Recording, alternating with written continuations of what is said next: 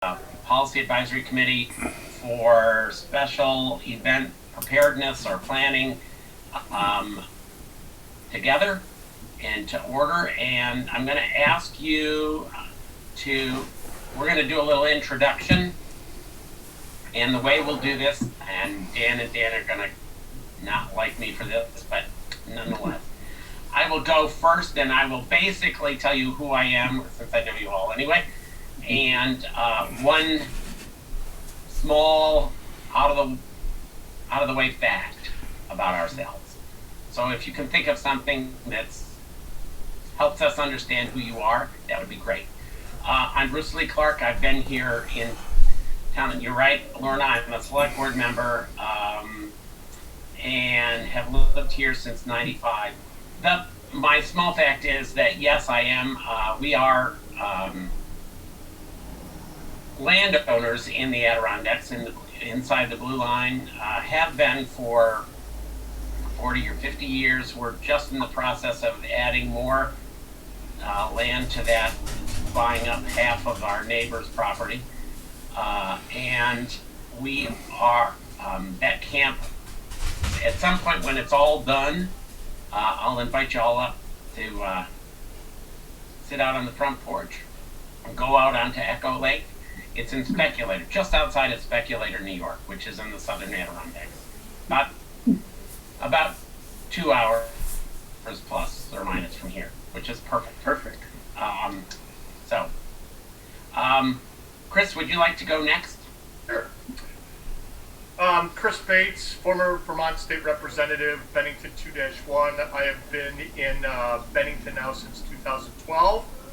I love this town, and I'm glad to be part of this committee. A fun fact about me is that I am an outdoors guy. I've been in the outdoors professionally since 1982, when I started my first radio show back in DeKalb, Illinois on WLBK. So, and I've still been in it my whole life here. So, a little fun fact about the outdoors. Great, thank you. Lorna, why don't you go next, and then Han can go after you. Okay. I've lived in Bennington since November of 1995. Originally Canadian. I'm a member of Second Congregational Church, the Green Mountain Club's local section, and restorative justice with diversion panels. And my fact is I like backcountry skiing, but probably I'm going to buy a membership at Prospect next year. Okay. Ham. Well, my name's Hamilton, and I've been here the same amount of time that Lorna has. Well, within a few months, she came a little bit behind me. I am also an outdoorsman. I was forest ranger for the state of New York, which are part of the police force in New York State, for 32 years. And I love Bennington, and would love to not see these articles that I saw in this morning's paper about problems with the police force, not only in Bennington, but in the state of Vermont. So Ron and I decided to get on one of these panels to help. Great, thanks. I don't care which Dan goes next.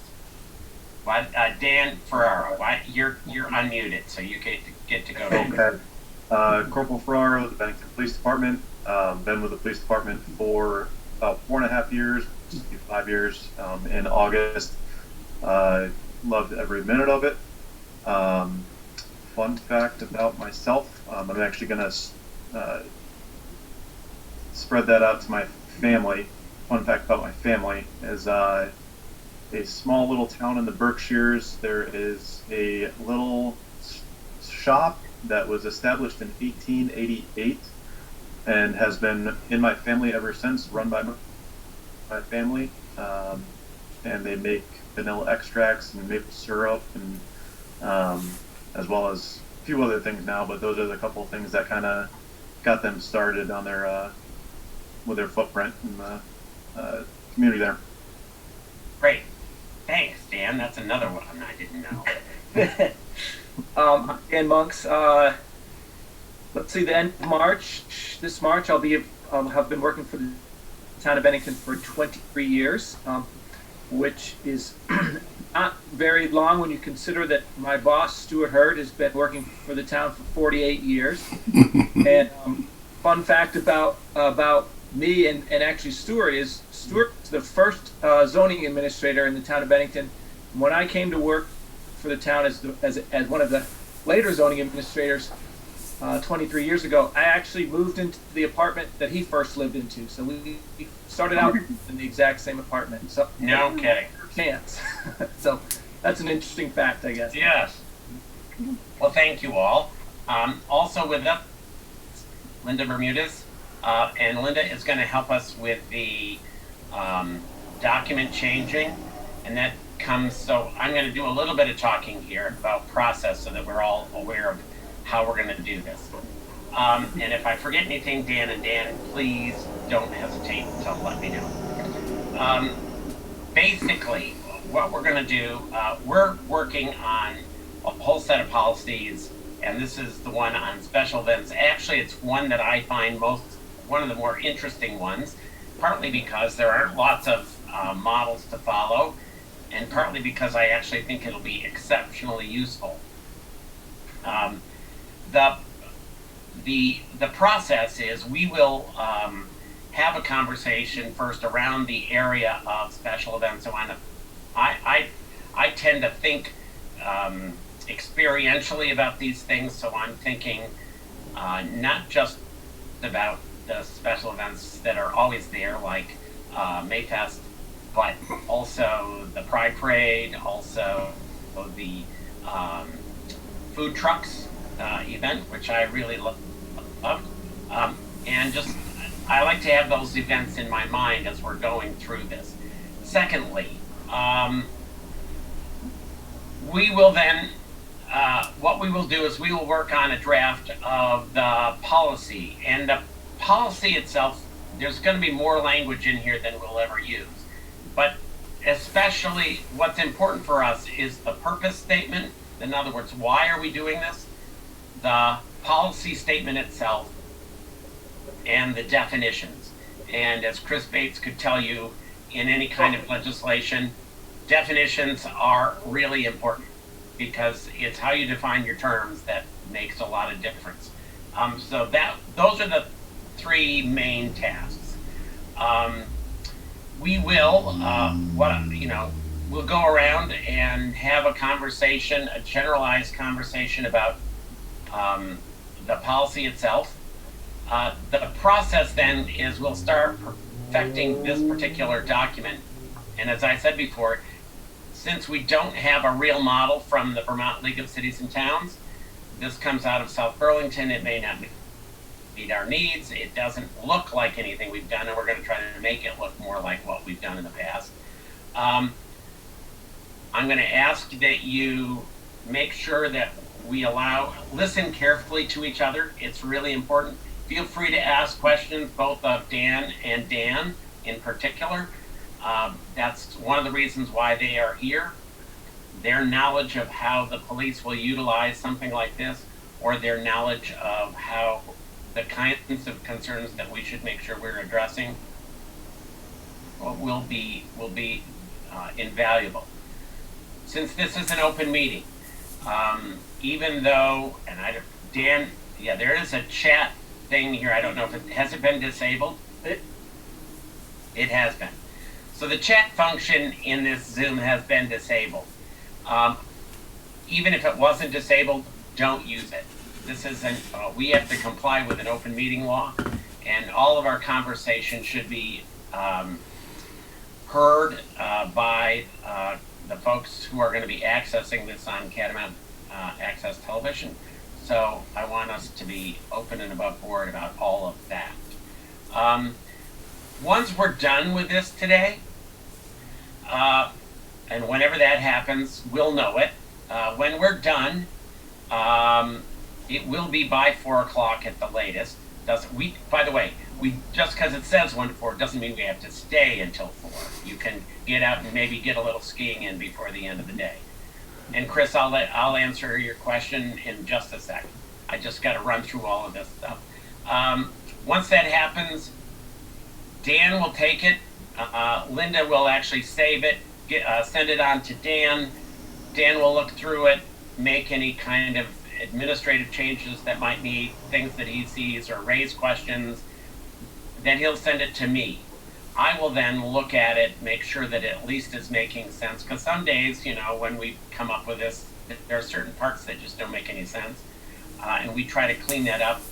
But just because we're done today doesn't mean that's the last time you see it. So what will happen is that I will send it back to you for your comments, questions, corrections, suggestions, and then have you send that back to me within 3 or 4 days. And the reason for that is we want to then send it on to, if we can, send it on to legal counsel for their review. And in this case, it's probably just going to be the town attorney, although it could be, we might need to think also about, we would definitely send it on to the chief, because the chief may have some suggestions or questions about language, and the state's attorney as well. So all of that happening, that gets done before it comes back into some shape, or questions that I can then put into a form so that it can go to the select board for a first reading. When it's going to the board for the first reading, I will communicate that with you. I will make sure you know when that happens. And the way, if you wanted to comment on it during a first reading or a second reading 2 weeks later, would be, you just dial into you can watch on Cat TV and then dial in to the meeting and do all that you have to do to get into a meeting that way. I think we can make sure it's clear to you. I think we'll need to do that. And then you can speak about it at a meeting of the board. Or you can make suggestions even there, certainly at the first meeting, at the first reading, and after that. So that's generally the process. It takes a month or 6 weeks to get all that done, maybe 2 months. So that's probably 2 months till adoption, final adoption. That's our process. Today, we will go, it's now a little after 1. At about 2:30, I will make sure that we take a break. And it'll be a 5-minute break for us to just basically, take care of any personal needs that we need to take care of, and then we'll come back and make sure that we are back on task until it's finished, or 4 o'clock, whichever comes first. Okay? Chris, you had a question. I did. So I think before I get going into this, I read all the documents that you sent us and everything, so I'm familiar with it. But this might be more for Officer Dan, is that we have to have something in place as of right now. I'm just kind of curious what we do compared to what I've read. So do we have some sort of system in place now for special events? Yep, so right now for special events, there is no actual general order that I was able to find. It would just be a combination of various policies, procedures, kind of picking apart the different aspects of a special event, if there were to be any. But other than that, it's our responsibility at special events would be, especially for a planned one, we would go over with the people that are setting it up, kind of what they're looking to do and what their need would be, and then we kind of just accommodate that. A popular, or not a popular one, but one of the more recent ones was at the painting of the mural in front of the town office. That would be kind of considered, in my eyes, at least a special event. And we were there to kind of just make sure everything was smooth. So as far as any actual policies or procedures in place, Like I said, I looked through our general orders book, and there was not anything specifically for special events. Okay, so then this is a good thing. That's what I need to know. So, Yeah. hey, cool beans. Yeah. Thanks. And that's Yep. and that's one of the reasons why the IACP, Right. who did a review of the police department, had suggested a special events policy just for that reason. There isn't one for the police department. I asked Dan if there's an ordinance or a way in which the town has a particular way of doing it, and the answer is no. And I actually, knowing that this was coming up, I went out to several different people who I knew had planned different kinds of events for the town, and basically it was a much more informal process. So if you called the town office, Stu would say, well, you probably ought to be in touch with the chief and have a conversation with the chief. And I think Dan is right. That conversation was based on a number of concerns. What do you need the police to do? What's the general design? Where are you thinking of holding this? I mean, one of the complicating factors, I'm sure, is if you're using streets, for example, either, let's say, the painting of the mural or the Pride Parade or even the food truck event to some degree. It depends on which streets we're talking about. And Dan Monks can speak more about the street use than I can. Dan, you want to say anything Sure. about that? So Bruce, I appreciate your summary. Whenever we are contacted at the town office or at the PD with regard to a special event, we do make sure that the event coordinators speak with the chief and with the town manager if necessary. And with regard to streets in particular, Bruce, and the rest of the committee, the select board actually has to, if someone wants to use a street, wants to close a street to traffic, the select board actually has to do that. So that's a formal action that must take place. A lot of times, with foot races or small marches that don't need to have a street closed down, they can coordinate with the police department, and we can make sure that traffic continues to flow and that everybody's safe. But if there's a street closure, that is actually a select board action, and that would have to continue to be the case. Thank you. That's helpful. I was just thinking about one of the other events that I could think of, which was remember those bike races that were downtown and went around the circle? I'm sure that was a do we have to contact the state since it's whatever route that is, 9? We do contact the state. I don't know if it's compulsory, but we always do. Okay, that's helpful. I know that the board has to take action, but okay. So there's those kinds of considerations. So Chris, the answer is okay. Hamilton, you got a question? I do. I just wondered, there is no permit issue, so what about insurance and so forth for these types of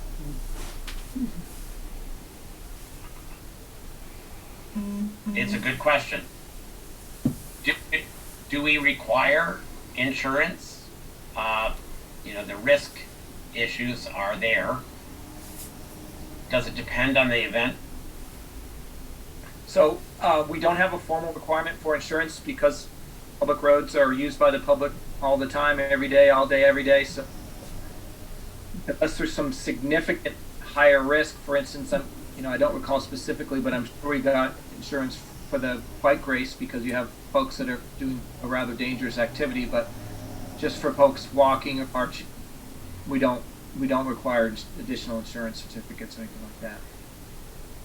What about the use of? I'm thinking of the Pride Parade that ended up at the park along, wherever we call that, where that's my phone. Sorry, folks, I can't shut it off. I tried. I can't shut it off. Yeah. When they stopped there at the park where the market is on Saturdays. Do we require insurance for that kind of an event? So I don't recall. The short answer is I don't know for sure, but I doubt it because of the nature of that event. It's much more of a political statement for rights. It'd be different if it was like a commercial event where somebody was trying to make money or something like that. But we're very, very deferential to folks that are exercising their First Amendment rights. Right. Okay. Hamilton and Lorna, you had a question? Yes, I noticed in the document that you sent, they're saying that the organization that is holding the event is the one who needs to have the insurance. So of course we don't have to do exactly what they did. On a different slant on things or whatever, I'd just like to follow what Corporal Ferreira said about the Black Lives Matter mural painting. I was there attending, and I feel that politics are really needed to avoid potential violence between the participants and counter-protesters. Counter-protesters interfering with the demonstration, and especially being in close proximity by sitting or lying down, they tend to disrupt the demonstration's activities. And besides being so close to the participants, they also tend to provoke frustration and anger that could lead to violence. So the concern is really it's the involvement of the police department is really a safety concern, at least in part. It seems to me. I think that's what you were saying, at least in part, a prevention of violence. Yes, well, I was impressed with what I saw of police participation. I was astounded that counter-protesters went and stood on the mural and disrupted the painting, and I was astounded that they would be allowed to do that. There were two police officers off to the side, and I went and asked them, and they told me that as long as there was no physical contact, that these counter-protesters were within their rights. But I feel the potential for violence is there. The police in that instance were doing their job. I had a civil conversation with them, and they explained things. But I think Right. one reason we really need a policy. Mm-hmm. Free speech in that instance goes in both directions. So the folks who are there for that event have the right to speak by painting the mural. The folks who are opposed to it have the right to speak by standing where they were standing. So long as there is not a violent encounter or a physical encounter, that's still considered viable free speech. In other words, you don't clear a space just so that one group can speak and the other group can't, if you get my drift. That's how this works. And Does it need to work that way? yes, that's what the First Amendment requires of us. It seems like to me that the safety concerns should be higher up, so that counter-protesters could be allowed to protest, to exercise their free speech, but at some certain distance from the first group. Well, that is a judgment call, but in this case, I actually think so long as everybody was aware that should not be any physical confrontation or destruction of what somebody else did, and when that did happen, the police intervened. But in essence, as much as possible, you balance the rights of both, or it doesn't have to be both. It could be multiple groups. So it does seem to me that sometimes events like this are free speech events, but sometimes and the Pride Parade is another example. Sometimes they're just events, like the food truck. event, or the bicycle racing event. And sometimes they're public demonstrations type things, and sometimes they are events for private organizations. It's so that's why our policy has to have that kind of flexibility. It seems to me. Chris, your hand is up. You know, to stay along the lines of the mural, is it possible, you know, to, like at the Capitol, you know, they had the gate, you know, the little handrail things that go around, or like you're at Garlic Fest. Is that something that, you know, for politically charged special events, and use the mural, for example, if it was cordoned around, and then the counter protesters could be around the thing, but you're not having people walk up 3 feet into somebody and step in the paint and all this other stuff. So that's a possibility for this policy, I believe. Oh, I'll let Dan Ferrara respond, but let me just say one thing, and that is, I would hope that we think in broad schemes for the policy, and part of it will be to allow the police and the person who is putting on the event, or the group that's putting on the event, that they would collaborate and think about what are the best methodologies. But Dan Ferrara, I'll let you respond if you wish. Yeah. So kind of back towards what I was first saying about when you asked if we had a policy in general about this. Every single event is going to have its own specific needs, and as Bruce said, the Black Lives Matter mural painting, that's just one event, but there are events like Garlic Fest, all the parades that we do, May Fest, everything that the Bennington Police Department does take a part in some way, shape, or form. So, but that just goes to when these special events get planned, and there is meetings with administration and police and everything, to kind of go over what the plans are for the event, where the event's going to be taking place, and just that's in the planning stage of what would be needed, or where the police would be able to assist in helping that event go smoothly. Can I ask a question? Yeah. Go ahead, Dan Monks. Oh, I know we probably shouldn't be focusing on specific special events, but since this one's been discussed so much, I just want to clarify for everybody, we were under, the town and the PD were under explicit instructions from the Attorney General not to interfere with either party's right to exercise their free speech right, unless they were engaging in specific violent acts. So the PD really was operating under explicit instructions from the Attorney General's office, just to clarify that. That's helpful, Dan. I had forgotten that, but you're right. So sometimes certain events are not necessarily you have to plan within particular parameters. In this case, the Attorney General made parameters. So even if we might have done it differently, that doesn't necessarily mean we get the choice to do it differently. That's helpful. Yes, Warren or Hamilton.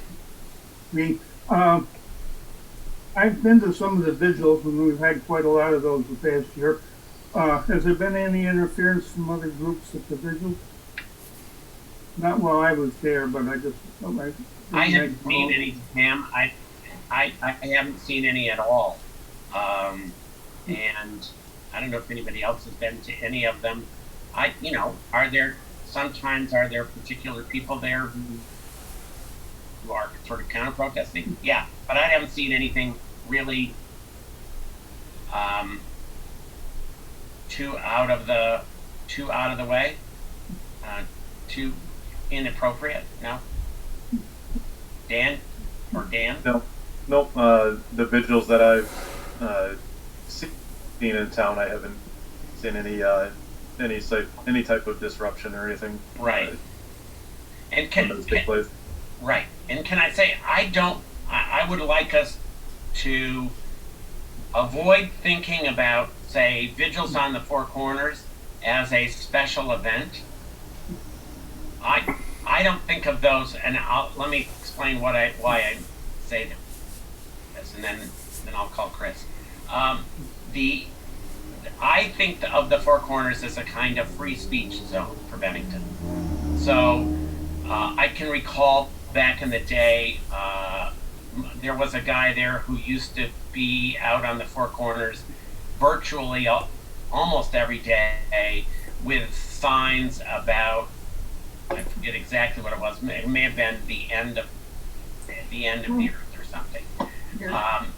And that's a free speech zone. That's not an event. Even when a number of us came together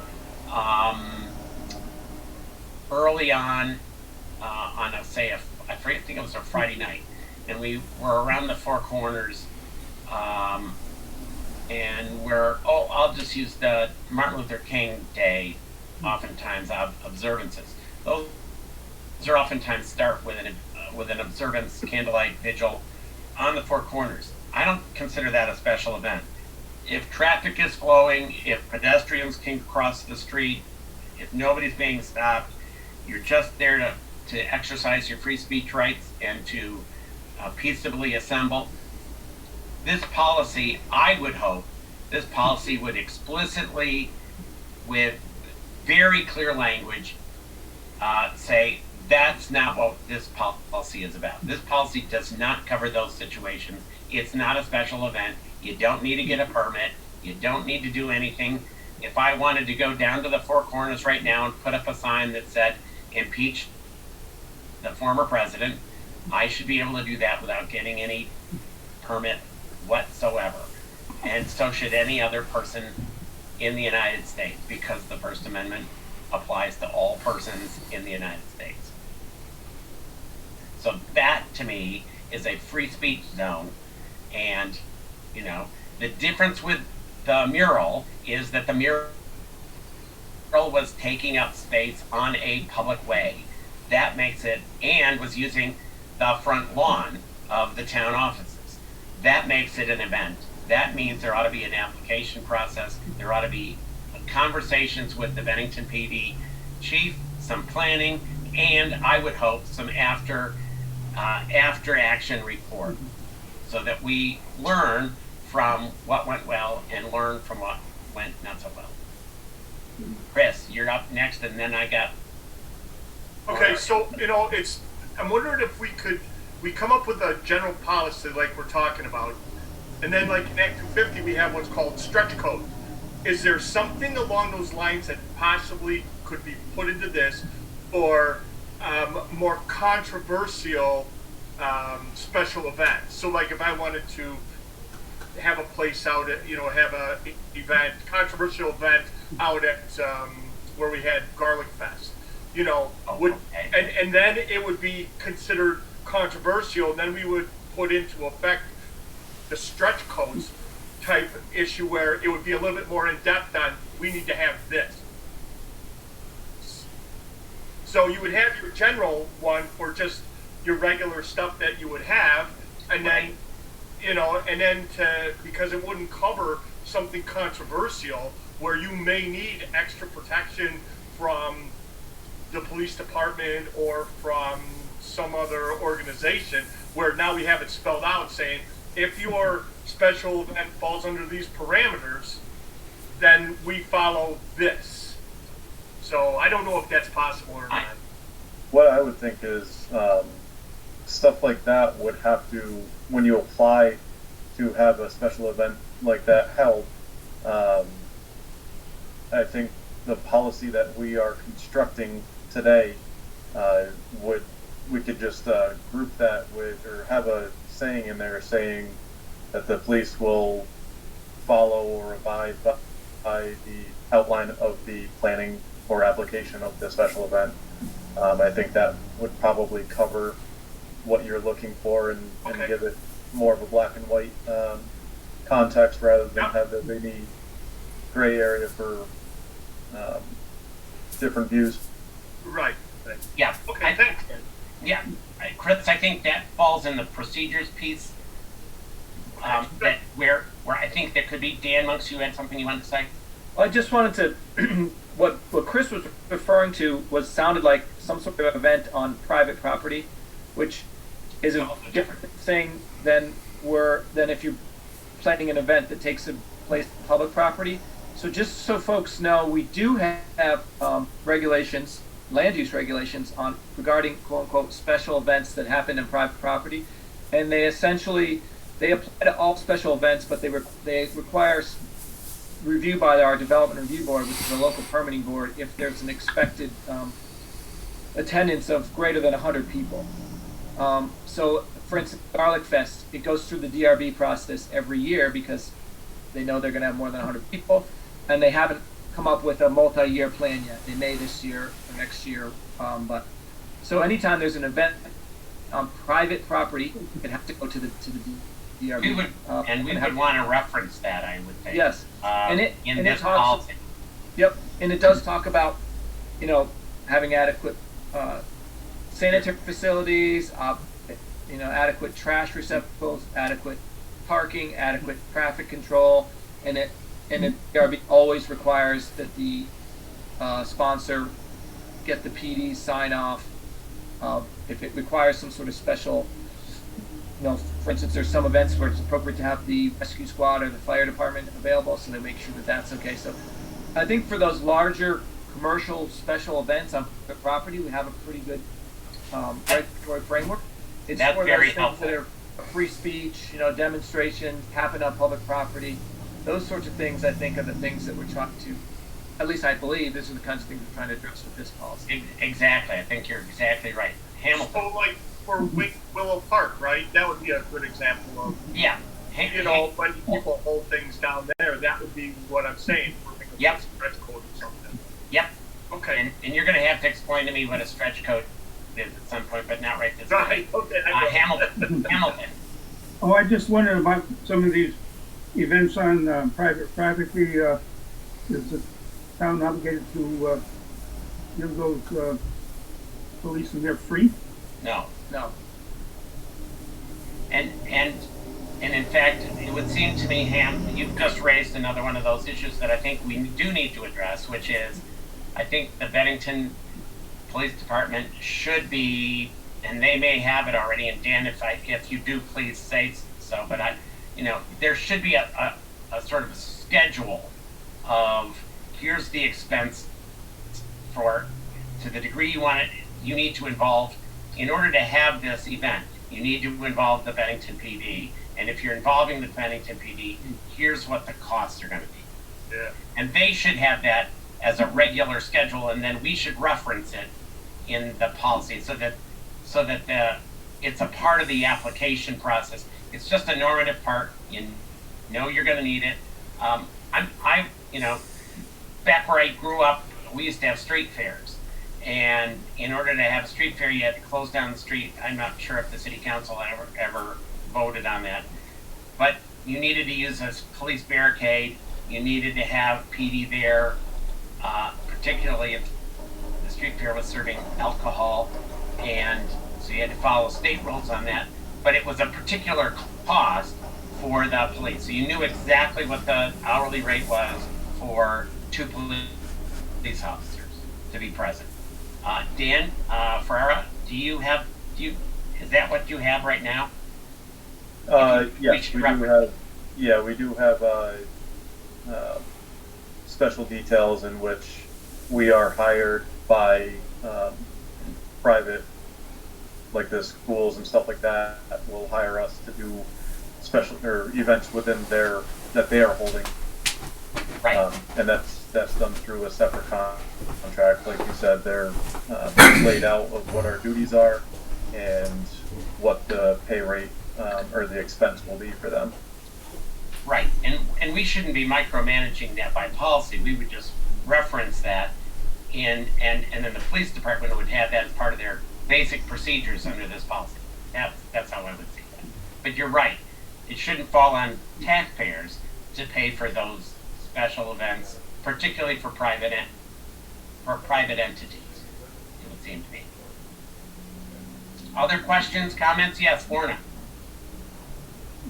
Looking through the three documents that you sent, they're very meticulous, very detailed, and I can see that they need to cover all sorts of different situations, different factors.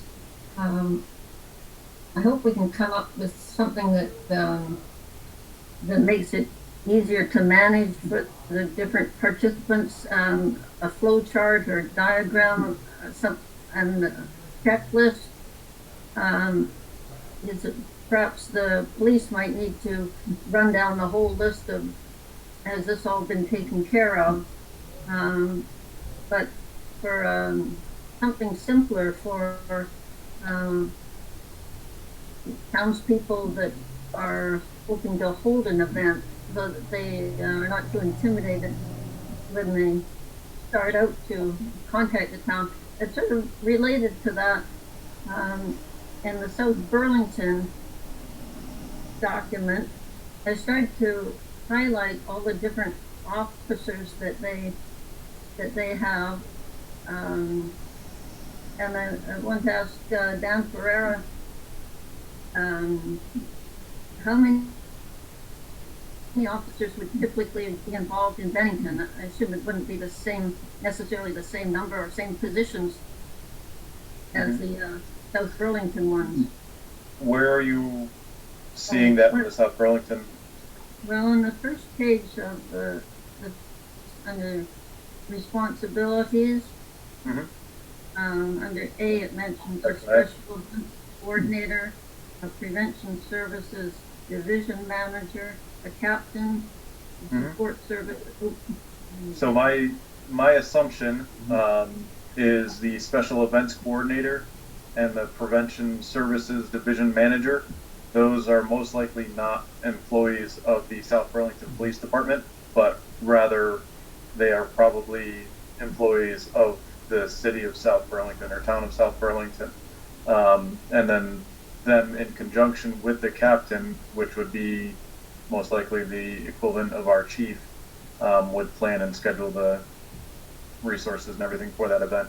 So again, I don't work for South Burlington and I'm not familiar with their staff, but just with my knowledge of how these kinds of things play out, most likely the special events and coordinator and the prevention services they would probably be for the work in the town office or city hall or wherever.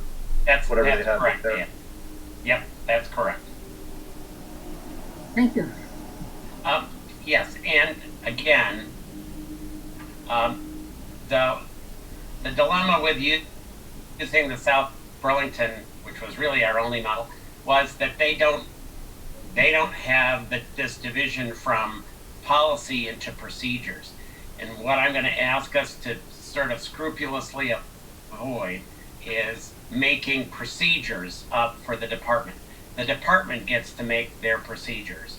And for that matter, if we were, I would like to think of this, and my colleagues on the board may correct me later on. Certainly Dan may correct me even now, but I would love to see this as part of a larger whole. So this is really this is the policy for the police department as it's dealing with special events. It's a subset of a larger policy for the town, that the town would have a regular way. And Lorna, I actually envision, I could be wrong and I may never see this, but I could envision a drop-down menu on the town's website that says, special events, here's the application, and it goes right there, and you click on, you fill it out, and you click send, and the first place it tells you to go to after you've sent it is make sure you fill out the police department or contact the police department, and the police department will then fill out its portion. It might necessarily need to go with, the town might need to communicate with DPW. I don't know. That's a bigger issue.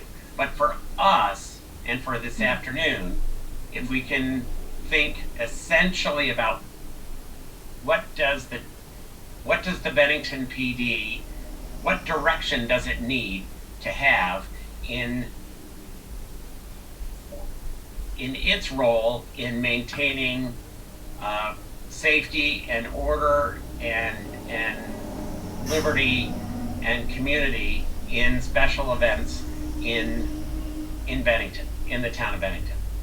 And if we can do that, and relate it to things. I mean, I learned some stuff today already that Dan knows, both Dans know, that I think we can reference in this process. So there is a distinction that we want to make between special events held on public property versus special events held on private property. And we may want to put that in the definition section. That's might be the more, I don't know, we'll see where the more appropriate thing is. Does everybody have all of their questions? And I mean, obviously I'm still up in the air about a lot of stuff, but do you generally have your questions answered? You get a sense of the context. That's Yes. within which we're working. Chris, I see people nodding their head. That's good. We will worry about related policies later, but I'm going to task Dan Ferrara to be putting that in his head about what, if possible, either related policies or even general orders might need to go in there, because Dan, you might have a better sense of that than I do, even at this point. Yeah, I'm looking through it now just to see if there's anything remotely close. Yep. So Linda, if you would please, and this is where I get to say the following. If you want to make changes, and I hope you do, if you want to make additions, and I hope you do, you need to work that through me. Linda has one set of ears, and her ears are attuned to what I'm asking her to do, and only what I'm asking her to do will get done. But that actually makes it easier for all of us to have a voice in the changing or the construction. In this case, it's really the full-fledged construction of this document. Okay? Does that make sense to everybody? Good. Thank you. Linda, can you move up so we can move the document so we can go the other direction? Thank you. I don't know if that's up or down. Okay, so I put in holding words. And what I put in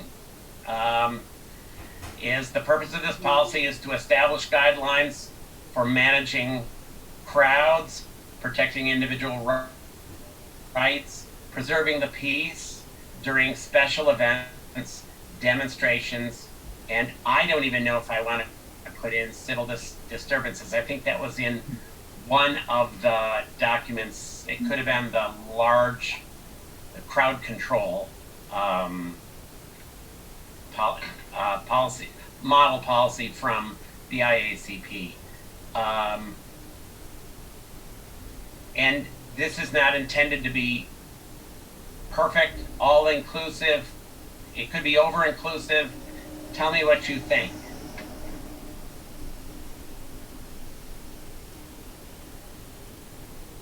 Actually, the purpose doesn't mention the Bennington PD in there, and I find that lacking.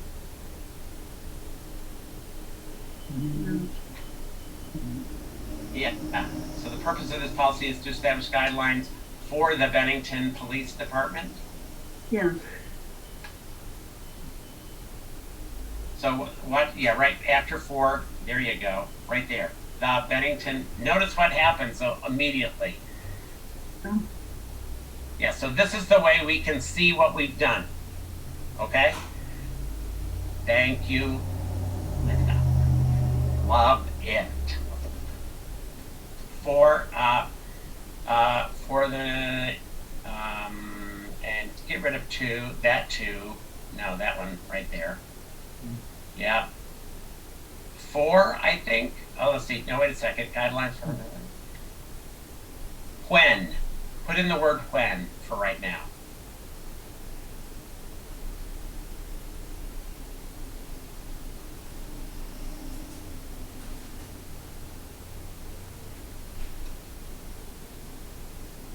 Take your time, think, look at it,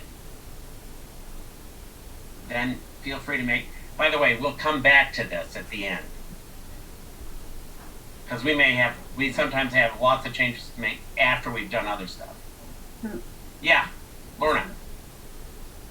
Well, I would support keeping the civil disturbances in there so that the policies we develop will cover that as well as the other things.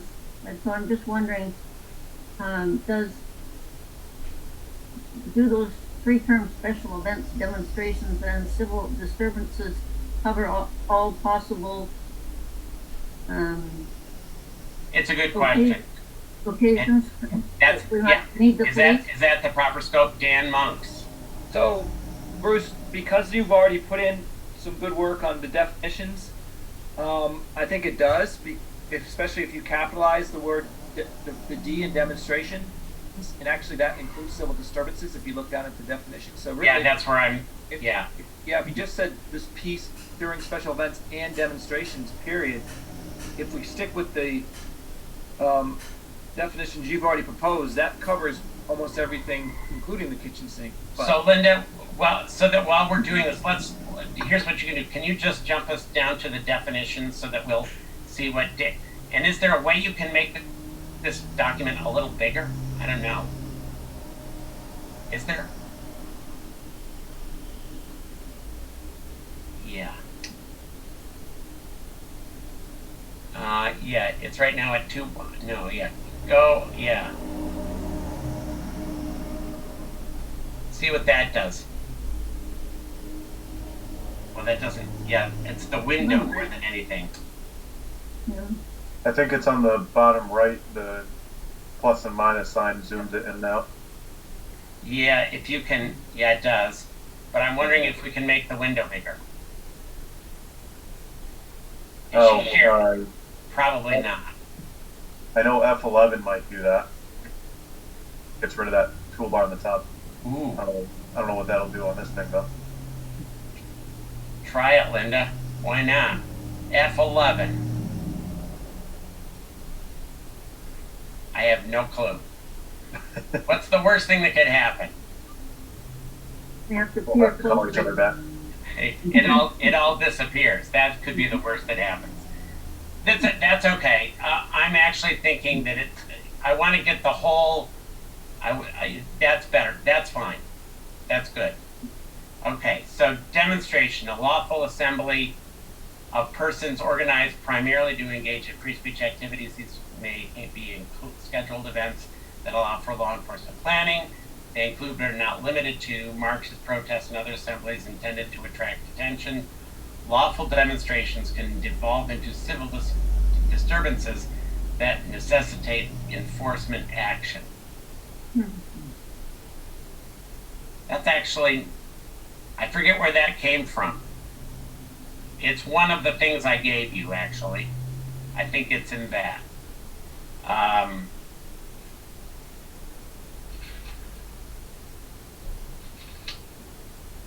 So what would happen if we went back, Linda, go back up to, yes, there, and put a capital A, get rid of that comma. Yep. And after that, put capital D. Yep. And then get rid of and civil disturbances. Because I actually don't think that's the primary purpose of the policy. We have to have planning for in case there are civil disturbances, and planning for the possibility. But the whole purpose of the policy is to go ahead. Chris, you got a question? You got your hand up. I do. I don't think the word preserving is right either. I think it should be upholding, because I got my thesaurus out and I'm just trying, because I had to use it in Montpelier because certain words mean different things. I know. So I'm just thinking it should be and upholding the peace, not preserving the peace. So think about it. Linda put that in for the moment. Let's see. It's always easier for me to look at it and then take a look, because that's the joy of computers. Right. And by the way, feel free to, anybody wants to get their thesaurus out, please feel free. I learned that from Montpelier, believe me. I get you. That's exactly right. actually don't mind that at all, instead of preserving. I'm not sure why. Well, I think it would overcome the question of if the piece has already been disturbed, Right. then police could not preserve it. So Yeah, they're upholding it. Yep. yeah, I hear what you mean. Yeah. Yep.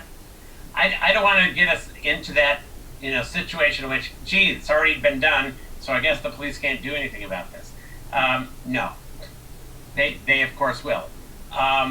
And yeah, I think upholding the peace during special events and demonstrations. And then how we define those. Special events are things I would think special events are the primary focus of this, but certainly demonstrations, we want to say, people have the right to First Amendment expression so long as they're not blocking traffic, so long as they're abiding by, basic, their basic responsibilities to allow traffic to move, to people to move on sidewalks, etc.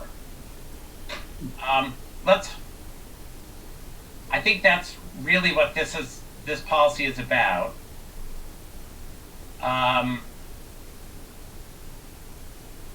Let's move for a moment. Let's hold this. We can come back to it. The nice part about it, it's just words on a page right now. Mhm. All of it is changeable right up until the moment, and even then it's changeable. Remember when the town select board adopts this, they can easily come back and change it if necessary. It's the good thing about policy.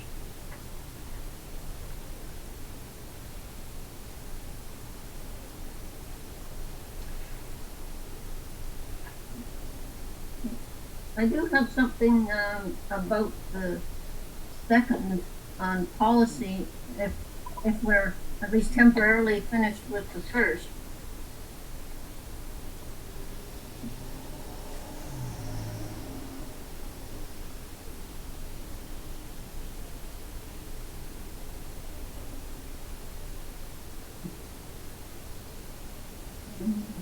Looks like Bruce is having some trouble with his feed. No. Oh, well, if it's okay for me to. I just left quickly and am now back. So There he is. sorry, internet connection. So we're not. Before you start, I agree that we need to do more on this, on where it says Roman numeral policy. This is the big stuff. My sense of it is this is one of those policies that's going to have an A, B, C, D. It could have up to 4 paragraphs. So each paragraph will have and this, what is written here right now is not intended to be paragraph A. It could be anything. So why don't you, without trying to construct words, tell me what your addition would like to be under policy. I think we need something so that it accounts for the police taking care of individuals who might threaten loss of life, not just crowds. What if there's a particular individual who comes into a special event, and whether with a gun, a knife, a car, or whatever, inflicts damage. Obviously, the police would intervene to protect life and men's liberty. But I'm just being, we need something more than just managing crowds. Right. Oh, I hear you, and I'm not disagreeing with you. I'm trying to. Well, I think maybe what I don't have any language to suggest right now, but I think the policy of our police department should have several different prongs. I mean, obviously one being protecting individual rights. The second might be something of effectively managing crowds, and maybe a third, make it separate to prevent any loss of life or damage, and maybe even a fourth being to minimize disruption to persons who are not involved. Yeah. So you're still looking at this particular paragraph as needing something more. Yes. I'm just trying to clarify in my mind what you're saying. That's all. Could just say something along the lines of that will take appropriate action upon a violation of any law or something to that effect. That could actually be a second. Dan, let's try a second sentence right after after the word involved. So a second, sentence right there, Linda. Because I still think of this as just one paragraph of a couple, and we need to.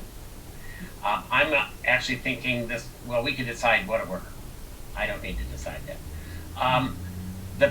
You could say the BPD will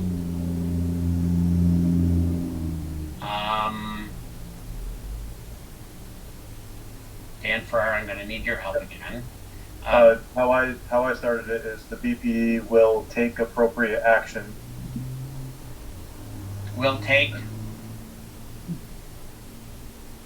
appropriate actions to respond to in response to violations of law. Yeah. Something like that. Of law. I would say of law. Yeah, that's better. And I think that helps. Lorna, does that help? It does help, but I are you thinking of something in particular, Lorna? That's what I need to know. Now I am, after Dan's input there, which is on the second line. I would suggest putting a semicolon after crowds, then taking out the next word to, and just say it, Linda. Lorna, say it to me. I will then repeat it to Linda. Don't. You're not okay, I'm saying it to you and our fellow panel members that, and I will try not to. Okay. You're not going to see it on the screen yet. Right. I was looking to see. Okay. The policy of the Bennington Police Department is to protect individual rights related to assembly and free speech, semicolon. Effectively manage crowds, semicolon. Prevent loss or damage to life,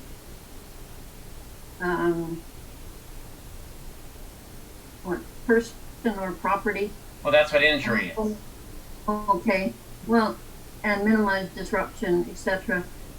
I think, and what I'm trying to get at is that I think effectively managed crowds should be separated and a different policy objective from preventing loss of life, injury, or property. That's helpful. So let me just, Linda, don't write any of this down.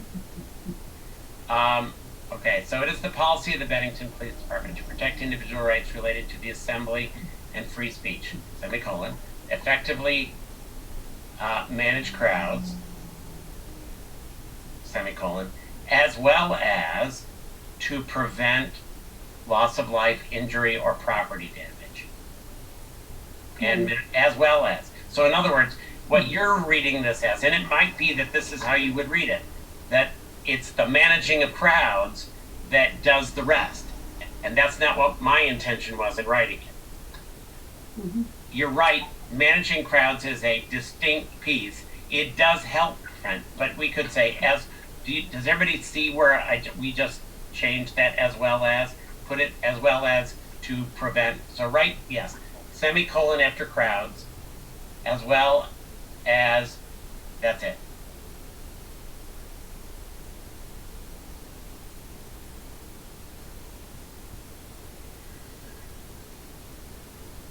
So it's doing all of those, and Chris, I'll get to you in just a sec. Does that help, Lorna? Does Yes. that do it? That takes care of it, That I just, think. I think you're right, and that's fine. Chris Bates. So two things. Yes. One, are we using BPD as Yeah. reference to the Bennington Police Department, or are we going to spell it out? We are. Good. Let me answer that one first, then, because it'll be an easy one. Linda, just go up to the purpose, and you see where it says the Bennington I got Police it. Department (BPD). It's just a form question, and it's a good one. But I forgot to say that to everybody. Yeah, I got it. We're going to use that as shorthand the rest of the way through. We've done that with all the others. It makes sense. Yeah, Good. it makes Thank you, sense. Chris. What's next? My second question is, I am looking at the response to resistance from the police department, and their policy is exactly what Lorna's talking about. So it specifically spells it right out under the policy. The Bennington Police Department shall protect and serve all citizens while at the same time respecting the rights of suspects, and how it's all set up. I'm reading it right here, and that's, maybe you could put in there to reference that. Yeah. Just, the word reference Bennington PT policy. Yep. So, Linda, well, that good thought. We don't want to lose it. We're going to go back up to the very top. Related policies. Reference. It's, let's see, I can never remember which way we went with it. Which way first? Is it response to something and use of force, or is it use of force / Dan, do you remember? I've got it.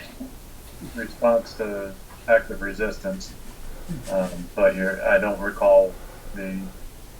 It is the way we did it, and by the way, I will double check anyway, but it's response to active resistance / use of force.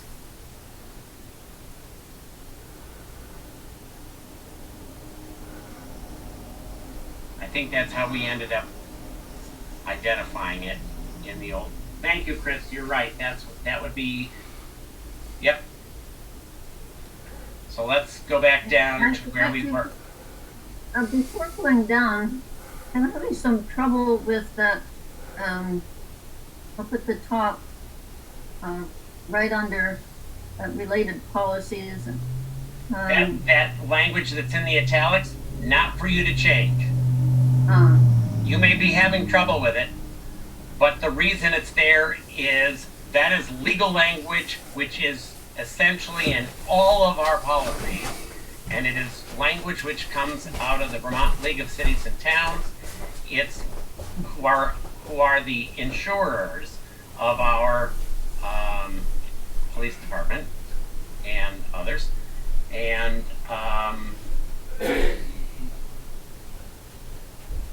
the duty of care that police department, I'll explain it at least this way, and it's a good question, Lorna, but the duty of care that police departments or police officers are held to is dependent upon, is actually spelled out in our response to active resistance and use of force. And that duty of care is the duty of a reasonable officer within that situation. And that's a legal concept that is not ours to change. Ours, Right. So let's say an officer, for some reason, what this Yeah. statement is basically saying is, let's say an officer violates a policy. It does not mean, a violation of policy does not automatically mean that the town or everybody else is financially liable for, or the insurer is liable for any damages that result. That's a broader discussion that has to take place in a court, not just by some mechanical means of saying, well, you see, you violated policy, therefore you got to pay. That's not how this works. So that's what that statement basically says. Well, even if language can't be changed, I'm just concerned that with the last sentence, a violation that's proved can only form the basis of a complaint. That suggests to me that a violation cannot be used for anything else. Right. So, That's what I just said. And that, Lorna, is state law. Okay, I'll leave it there. You can take it up with the Supreme Court of Vermont if you want, but you'll have to have a case to do that. They, you know, Well, yeah, they're in a very different pay grade than the rest of us. Right. And you know, you're asking questions that I think are incredibly important, and I will say, even first and second year law students don't ask those kind of questions, and they should. So, thank you for asking it. It's just not ours to change. Can we go back? But Chris, good catch on the other. And you had, I'm wondering if, can we put under, after where you've, Linda, where you've got the word laws, and we can do this for not right now, we'll just put in a bracket. You know what I'm, yeah, right after the period, or a bracket would be better than parentheses. The bracket is below the, yeah, that's it. Put C, response to active resistance / use of force.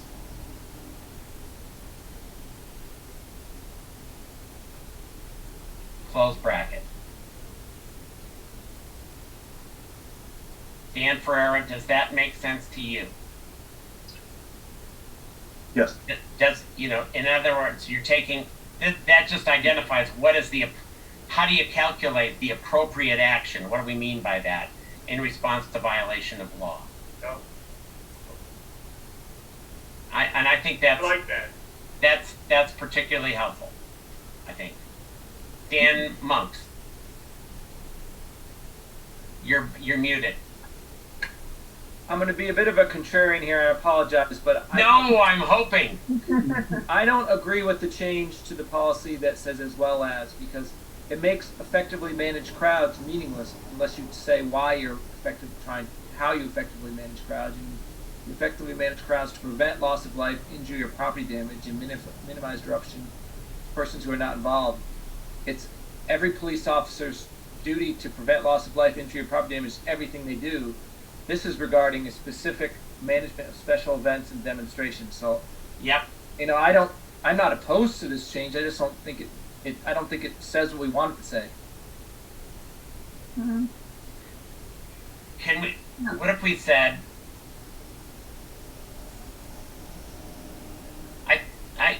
I see where you're going, and I want it to be clear. I'm not sold on it either. But I want it to be clearer that the reason behind effectively managing crowds is to prevent loss. Why don't we just say, what if we said in order to? Yeah. Well, I don't like putting in order to, because I really think managing crowds should stand separately from preventing loss of life. And my reasons are that you also could manage a crowd just to have people flow easily in order or to let them get access to something. Can you say that word? I didn't catch what you just said. You could be effectively managing a crowd in order to get the traffic of people moving smoothly, in order to let people get access to something, in order to let an important person get through, or rescue right. people get through. So those are those are reasons other than preventing loss of life and damage. So I think just having effectively managing crowds stand alone lets the police cover whatever reason they need to manage the crowd, and then as well as leads into a separate thing in which the police are preventing loss of life, injury, or property damage, whether it's caused by an individual or a crowd. Well, okay, I think I see where okay. I actually, I'll be interested how everybody else thinks about this. I actually don't see, the word, and this is an interesting question. It's certainly not one that I thought of when I was writing this down. To effectively manage crowds, I always thought of that as a thing, Yeah. comma, to prevent loss of life, comma, so, and injury or property. So they're not managing crowds. I mean, they are also there to prevent loss of life, and they're there to prevent injury Yeah. or property damage or minimize disruption to persons who aren't a part of this. So why can't it just be a list? I still don't understand why it can't just be a list. I think I feel much comfortable if we just take the as well as and just did a comma. I think it makes. Can we go back to that and then Lorna, I want stick to your guns, because I want to understand that. So we're deleting, that right from there. Yeah. I think that's a very good idea, that what Dan Monks is suggesting, to take out the as well as, and like you're talking about, Bruce, to make it a list of different, a list of these different things that the police are doing. But I think instead of a comma, it should be a semicolon, because there's a semicolon after other items in that list, like after free speech and after property damage, whereas within the phrase Right. prevent loss of life, injury, or property damage, there are commas there which serve within that. I'm seeing what you're saying. What would happen, Lorna, if we did the following? This is a different way of thinking about it, which is eliminate all those darn semicolons in the first place, or at least let's look at that. Are they necessary? So it's the policy to protect individual rights related to assembly and free speech. That, I think, is a concept, Yes. right? If you The take two is, and then the next is effectively manage crowds, comma. Actually, there should be to effectively manage crowds, to prevent loss of life, injury, or property damage. I don't know if it should be will or to. No, it's got to be. This is in order to do something. I'm just talking out loud. Sorry, Bruce. No, it's okay, Chris. Do it. That's how I'm. As the chair, I talk too much. Well, then my question is, what's the difference between the word will and to? This was always a contention of things up north. So, Right. you use as, will, to, it all means different. I Right. guess I think my question or point is, I think things should be consistent. So if you say it's the policy of the DPD to protect individual rights, then you should say to effectively manage crowds, to prevent loss of life, Injury and property. and to minimize, so that they're all equivalent. And in terms of the punctuation, and this sort of feels like nitpicking, but Nope. because It's the not. phrase life, injury, or property damage, that has commas. That's why I think there should be we could use the semicolons at the end of every complete item. I agree. Yeah, that makes sense to me too. So, Linda Bermudez, listen to this, and we'll see if we can do this. Okay? Yep, right where your cursor is right now, put the word to effectively manage crowds, semicolon, to prevent loss of life, liberty, or property damage, that already has a semicolon, and to minimize disruption to persons who are not involved. That's good. How about that? Great. I think that works. And yeah. And in this instance, Chris, I'm thinking where it says on the next sentence at line 7, at the end of line 6, the BPD will take appropriate actions in response to violations of law. I think will is perfectly fine there. Yeah. Sometimes we use the word shall, Right. but I think in this case, will is, it's just anticipatory. If we see it, we'll enforce it. If we see a violation, we'll enforce the law. Right?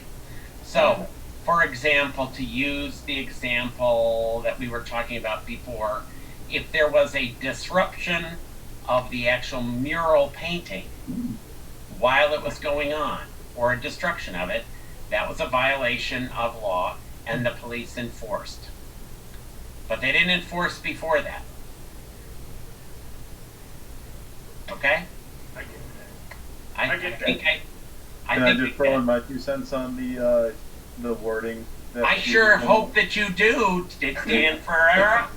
So my 2 cents is top. It says protect individual rights related to assembly and free speech, and then instead of the semicolon and to, just put the word and effectively manage crowds, and then do a period, and then say something along the lines of this will be done in an effort to prevent loss of life, injury, or property damage, and to minimize the disruption.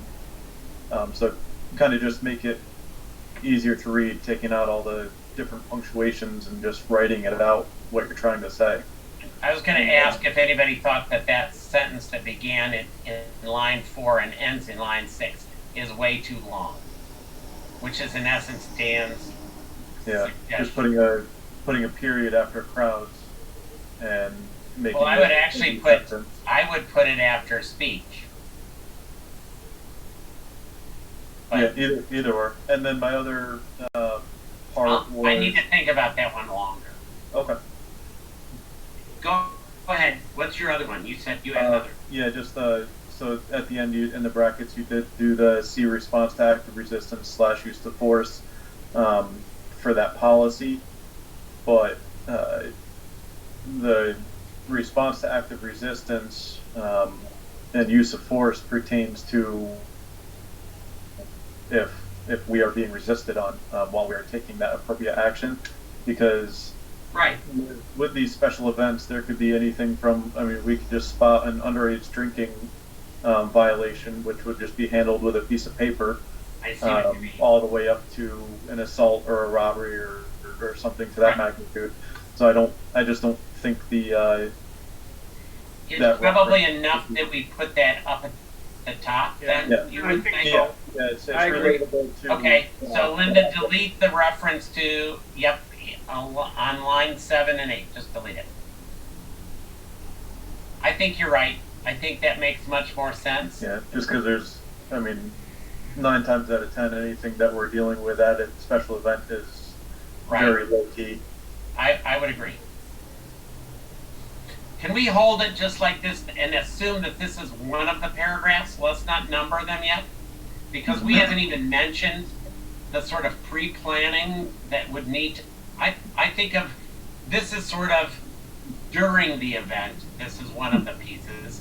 There's a before the event piece of planning, and an after the event piece of after whatever we call it, after event review or after action report. I like after event review kind of thing, so that there's a before the event special events. So one of the purposes, one of the things that this policy does, it'll be the policy of the Bennington PD to respond to requests for special events in the town of Bennington by working with the event planner to plan them, and then we can discuss, and there might be a list of things that we want to make sure that they cover in the plan. Does that make sense? To have a paragraph about the planning? Yes, makes a lot of sense, and I think your wording would be a good place to start. I just suggest adding in something about coordination with the town. Yeah. Well, yes. So remembering that this is the police portion of what is a larger task, not our task, thank goodness. Dan's task probably, to come up with a larger process or plan or policy for the town planning special events. So, Linda, I'm going to think about this sequentially. It's easier for me, and we don't have to when we're done. Can we go, put your cursor up by the end of the word policy and double space? Just, no, I don't mean double space, I mean return twice. Perfect. Because that's going to be a new, and this has to do with the planning. So it's again, it would be the policy of the BPD. It is the policy of the BPD to assist. Okay. I think the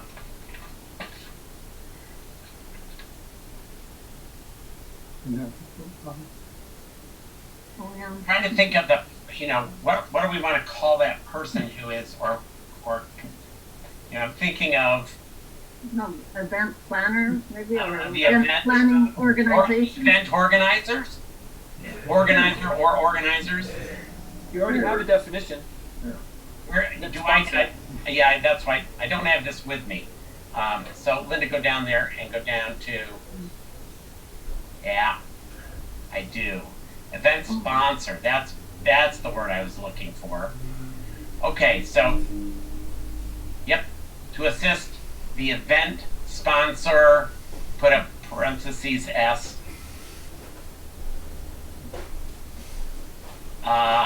in planning,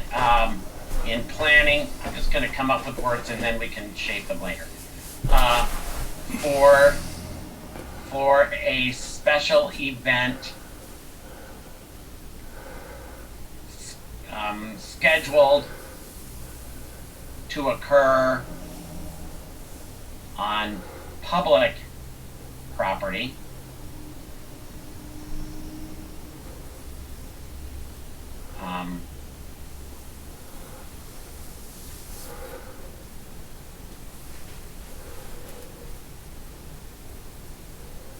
in the weeks, or I think we need to say it's going to be in the weeks prior to the event, and or do we need to say that?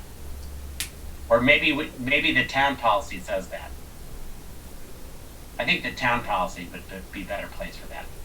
Okay, on public property. Yeah. Period. And then we want to sort of identify what are the kinds of things that the police need to know and also to have available for the event sponsor. Does that make sense? What are the things, Dan, that the police, they need to know the expected number of participants in the event? Yeah, I mean, we could say among the things that they should. So I would expect under procedures, right, the police department would be creating a form that with all so that the sponsor can create I mean, we could even just say the police department shall establish a form for receiving all the relevant information regarding the special event. Something as general as that. Mhm. Yeah. Does that make sense to you, Dan? Dan, either Dan's? It Yeah, does. I don't think we want to try to get into specifics. In a I don't either. I Yeah. think I want the chief to do that because the chief or Cam or somebody there has much more experience than we do about what they need to know.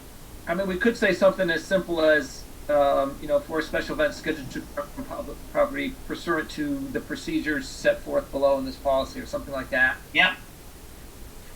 Scheduled to occur in this. General. Yes, I want us to stay on the general side, but we want to make sure that there's a way for the people, the sponsors, to fill out information so that the chief doesn't have to each time ask Right. for this information. Right. So, can we say, Are we asking for things like anticipated street closures, traffic control that might be Yeah. necessary, barricade Yeah. codes? Are those details that we want in this? Or don't? I actually think I want the police department to create Yeah. what they need. Yeah, okay. So if we, let's see, it is the policy for a special event scheduled to occur on public property. And then we could continue, Linda, by saying utilizing the form, the information, or forms, yep, that's better. Attached to this policy. Or something, words to that effect. That means that the chief is going to have to come, or somebody down there. Dan, it could be you. Could Find out. come up with I know. Could come up with a form though that would make it easier. It would be easy in the long run. It would be easier on everybody so that you're not doing it ad hoc. Yep, Lorna, I see your hand. Yes, I don't know, this might be a foolish question, but do we need to specify public property where? Like, do we have to say within the town of Bennington, or is that understood? It'll be understood, if only because we can't do any. I think we should identify what do we mean by public property, and we should identify what we mean by private property. And that's an easy definition. Public property is property that is owned by the town of Bennington.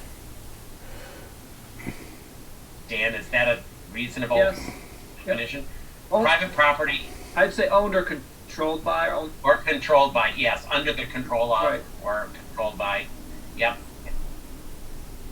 Right. Because there's probably stuff that we don't own, but we control the access to. That'll be one more thing in the definitions. It'll be something to add into the definitions, absolutely. But as far as this policy goes, it only goes geographically as far as the boundaries of Bennington. Yes, Okay.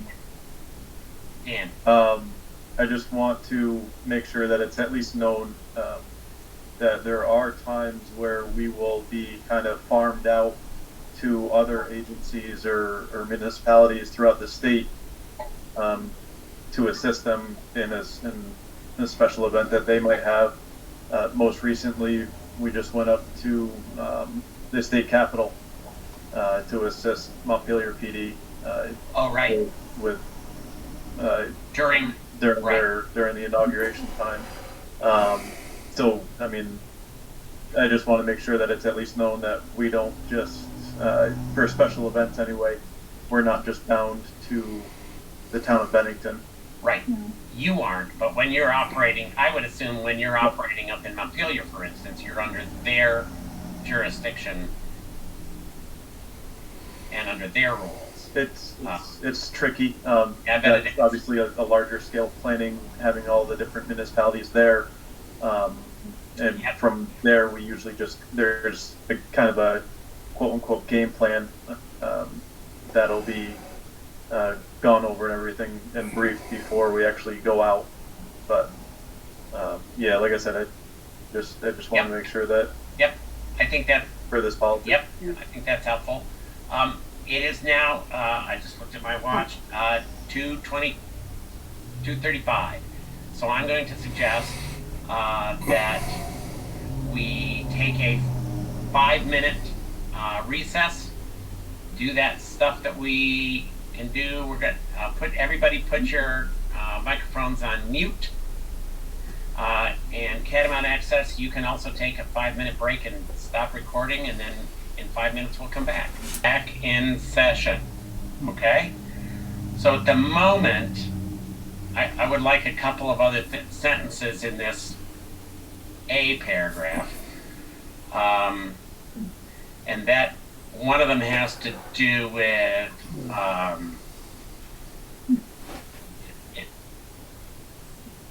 empowering or enabling or just saying shall regarding a schedule, publishing a schedule or maybe given the ability to publish a schedule of fee or whatever we want to call it. I don't know the right language for the deferring the costs of police involvement in particularly certain kinds of events, special events that are particularly put on by private individuals. I'm thinking, for instance, of an event like, let's use the bike races, for example. The Bennington PD had to be there, partly to direct traffic. I am assuming that they charged the organizers or the event sponsor a certain rate. I just want it to be clear that that will also be a part of the pre-planning process, and that the rates will be known, so that they're standardized. We're not. I'm assuming they are, so it would be easy enough just to post them. Does that make sense? And then Lorna, I see your hand. Yeah. I think it makes sense. Okay.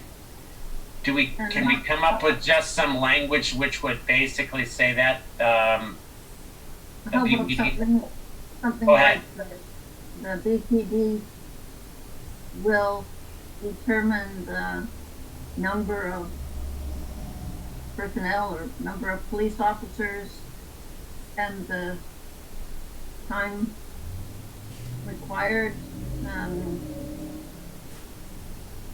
for their services during the event, and will communicate it to the event organizers and get their agreement. I don't think you need to get their agreement, because this is just a fee. I know, for example, when the high school, not this year, but in most years, has a prom.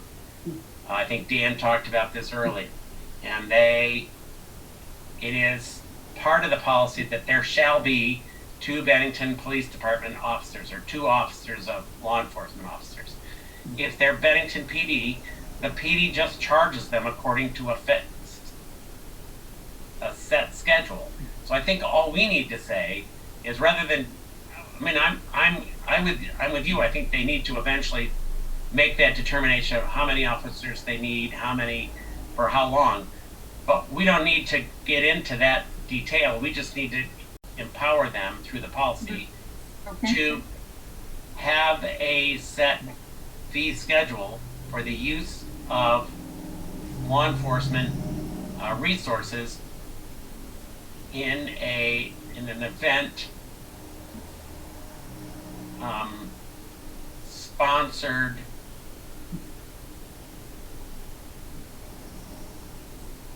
a particular kind of event that's not I would assume, I don't know what happens like on Mayfest.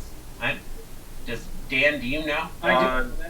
That was determined that, at least in most years, the select board waives the requirement for the That's what I thought.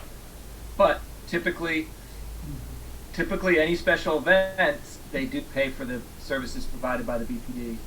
Yeah. So it's something like, unless waived by the Bennington Select Board, sponsors shall pay for all BPD services provided. Yeah, according to a set schedule. Yeah, according to a fee, scheduled fee for service or something. Right. Chris Bates, you are muted. Chris. Boy, Okay. I know.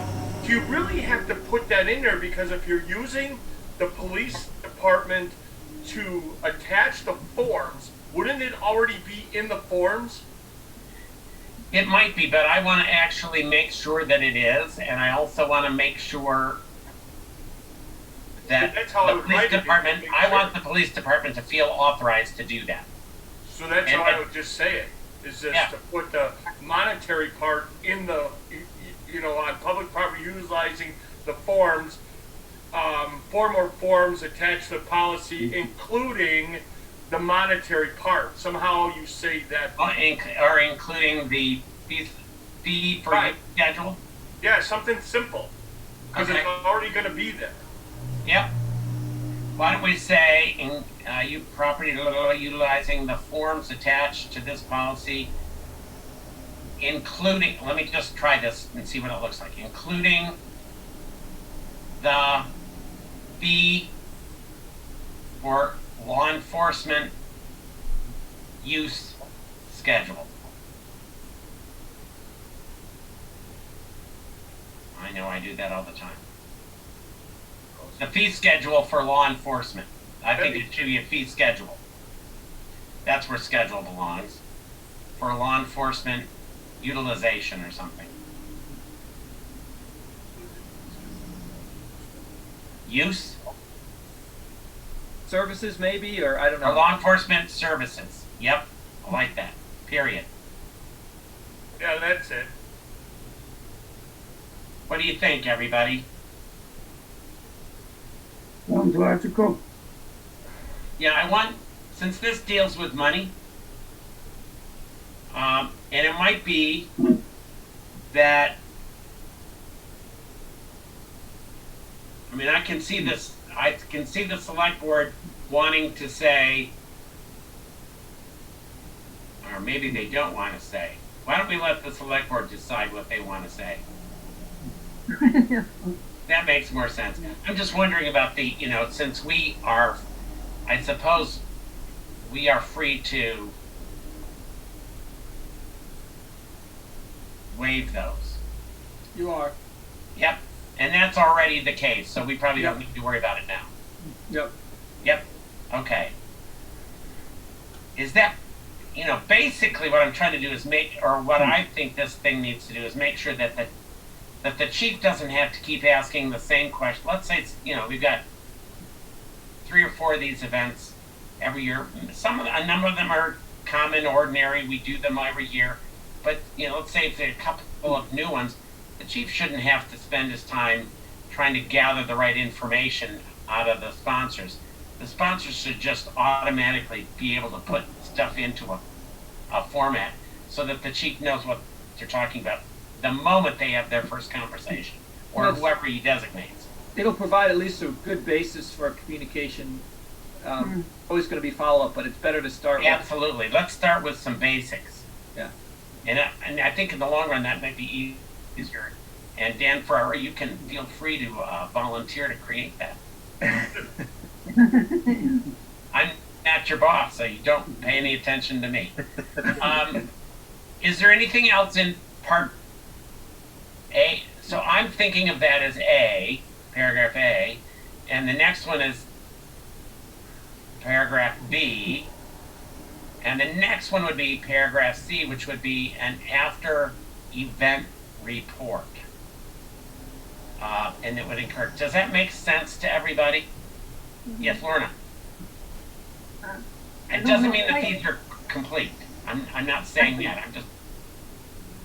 I think somewhere I would like to see some reference to it being the policy of the BPD to treat everyone equally, each person equally, regardless of race, age, sex. Different policy. All And we have that policy, thank you. But in fact, that could be a good reference. It's the Fair and Impartial Policing, FAIR, whatever, Fair and Impartial, Dan Ferrara, help me. You're right. Fair and Yeah, impartial Fair and policing. Impartial Policing policy. Right, that bias, please. Yeah. Yeah, it's unbiased policing, but it's, I think the policy we've identified is fair and impartial policing, and I do think it relates to this particular one, and it's a good one to make reference. So Linda Bermudez, when you get a chance, go up there and put fair and impartial policing. I think referring to it, because, you know, when we're in a demonstration situation, you want everybody to be on the mindful of the need to be fair and impartial. And if you look at that police policy, which we've passed, by the way, and which is, by the way, also, everybody should know, a requirement in the state of Vermont. Every department has to have one of those. Yes. That's a good connection to this because of the demonstration connection, as well as others. But thank you. I'm wondering, do people feel it'd be worth putting right in the policy something like it's the policy of the Bennington Police Department to adhere to the No, fair I and actually, impartial? Or I is it actually just best to don't reference? think that's. I think that's Okay, I extraneous. just wondered. Nope, that's Okay. okay. I think it's a good question, one that deserves a good answer. The dilemma about, you could put that in every single policy, that it's the, you know, policy that everybody will follow the policies. But then you start, you know, then you're creating, then it becomes too circular. I think the special events policy should have a reference up at the top to fair and impartial policing, and unless there's a big hue and cry, I think we should try to keep this to special events as much as possible, because they're obligated to follow that under state law and under our policy. And if they're not, you know, if a let's say an individual officer doesn't in some department in somewhere in Vermont, they have violated state law. We don't, and no officer is above the law, and all officers know that. That's what they're taught from the moment they start this business, I hope. Right, Dan? That's true. Yeah. So keeping that in mind, we did add that up above, and I think that's a good spot. Can we, Linda, while we're at it, why don't we I'm always reluctant to, nope, stay right, yeah, under policy, make the first paragraph A, make the second paragraph B, and we're going to make, yeah, it's going to do that for us already. And we're going to make a C. There we go. And in this case, all we have to do is say something like, the BPD shall, I think, following the event, create an after action or after event report with the assistance, and share that with the event sponsor or something like that. Or maybe they need to do it in collaboration with. What do you think? Chris, your hand is up, or are you still? Oh, I'll ask the question. What you're talking about, I think it should be in collaboration with the event organizer. Sponsor? Yeah, sponsor. Yeah, the event sponsor. Right. That's how I think it. That makes sense. Shall.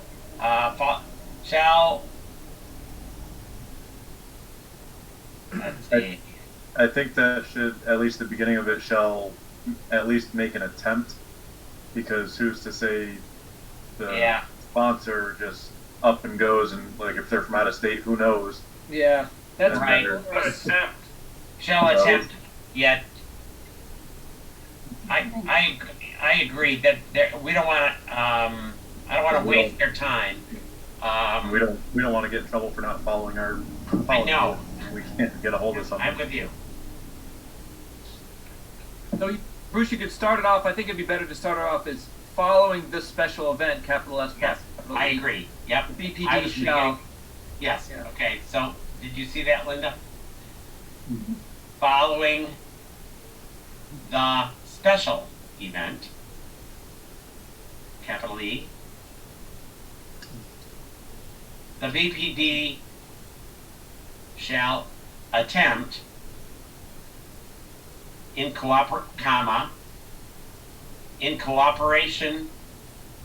with the event sponsor to create an after event report.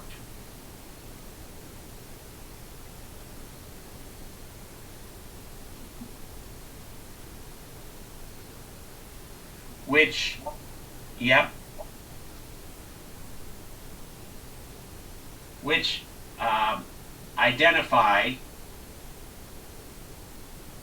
and really two things I wanted to identify. One, what worked,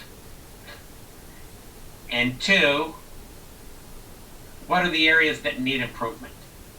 What didn't work?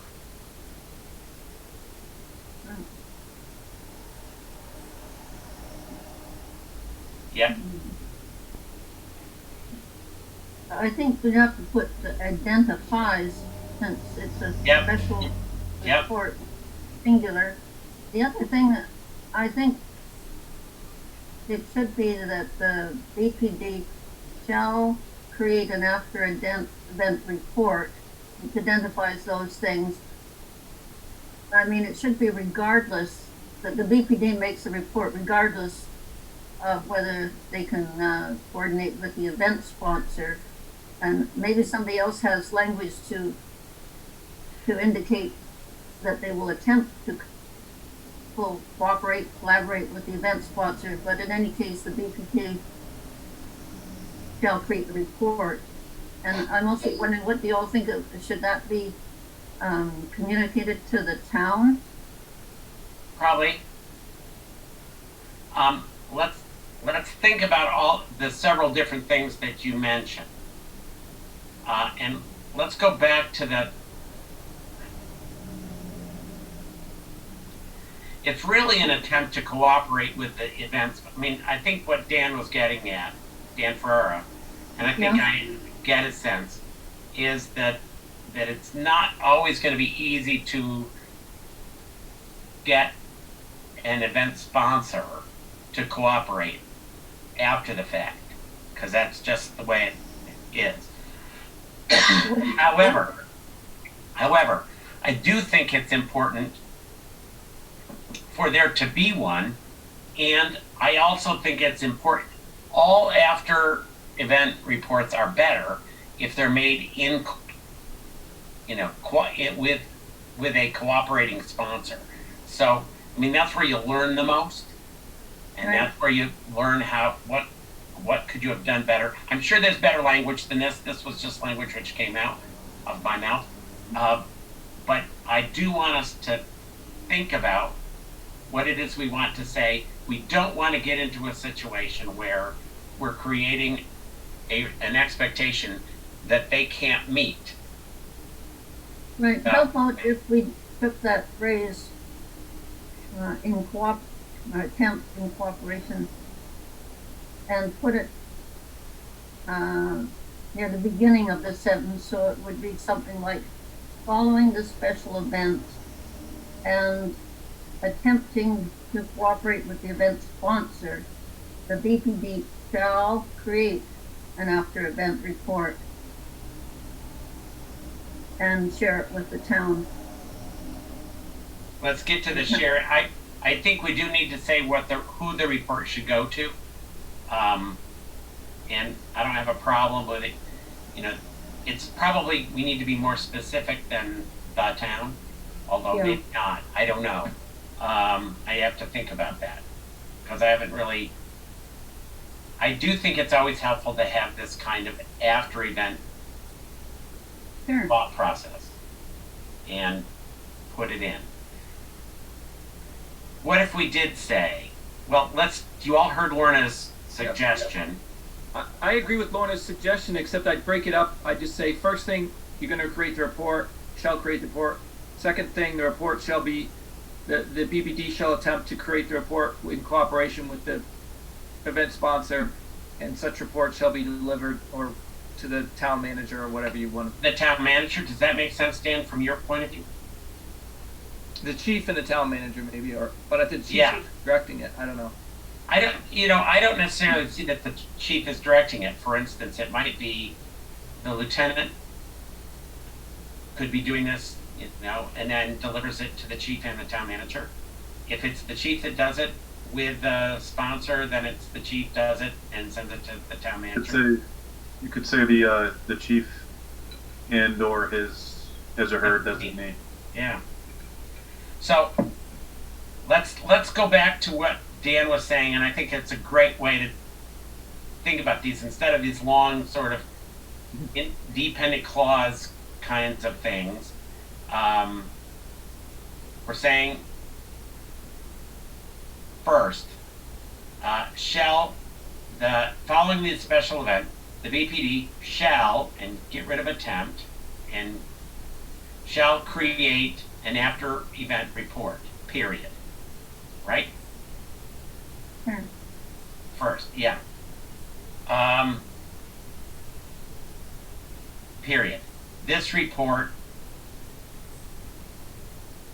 no. Let's see.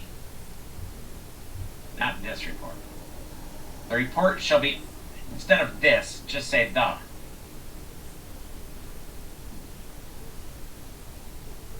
The report shall be made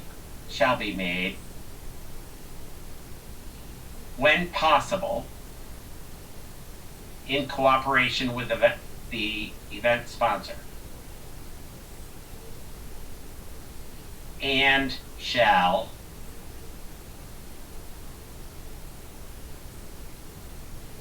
identify, now we're back to singular, one, what worked, and then, okay, and then next sentence will be the report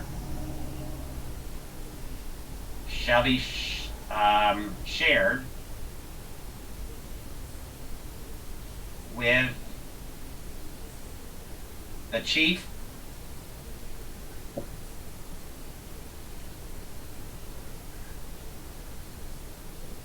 and the town manager. Period.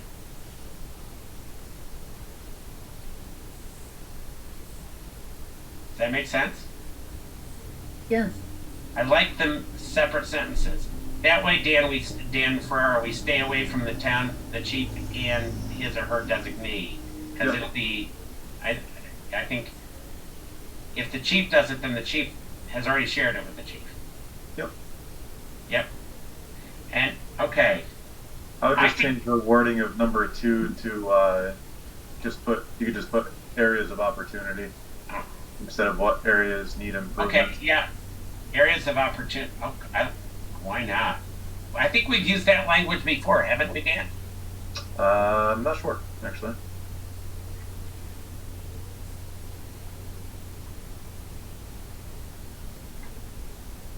Not areas of opportunity for improvement? From what I've known that term to be, it's all encompassing of that. I agree.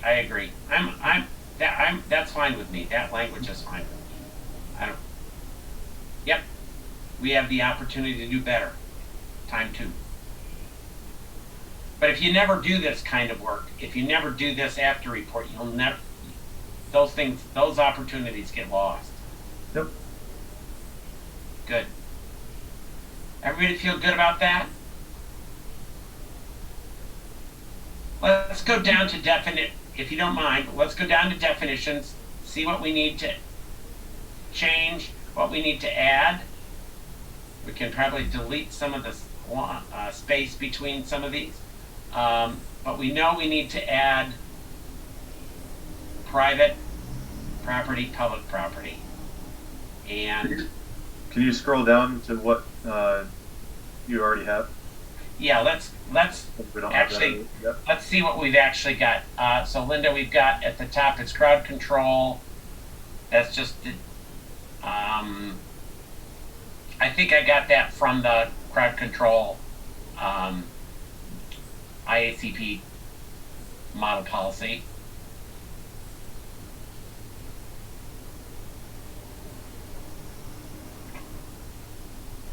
Does that seem like a reasonable definition to you? I tried to do these alphabetically, by the way. Demonstration, a lawful assembly of persons organized primarily to engage in free speech activity. This comes right out of the IACP.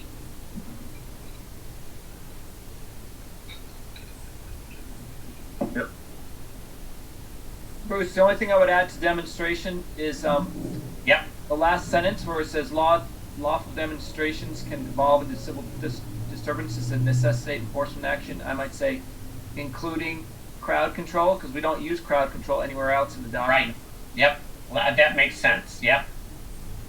So at the end, right, and you don't just say including crowd control.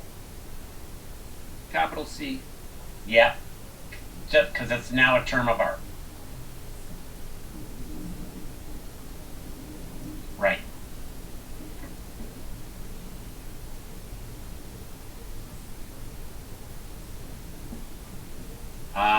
Instead of saying under event sponsor, instead of saying street closure, why don't we just say special event? Yes. Right. So it'd be basically just say, Bruce, an individual with primary responsibility for a special event period. Is that right? Yep. Yep. Or for which, for a is a primary, is an individual has primary responsibility for the special event period. Right. Yep. Yep, and get rid of that. Yep. And I like that second sentence. I think that's important. Yes, I think it's absolutely essential. That, if you're thinking about incident command, you really want it, the police need to know where the person who is in charge of this, I'm thinking of in this time, the Pride Parade.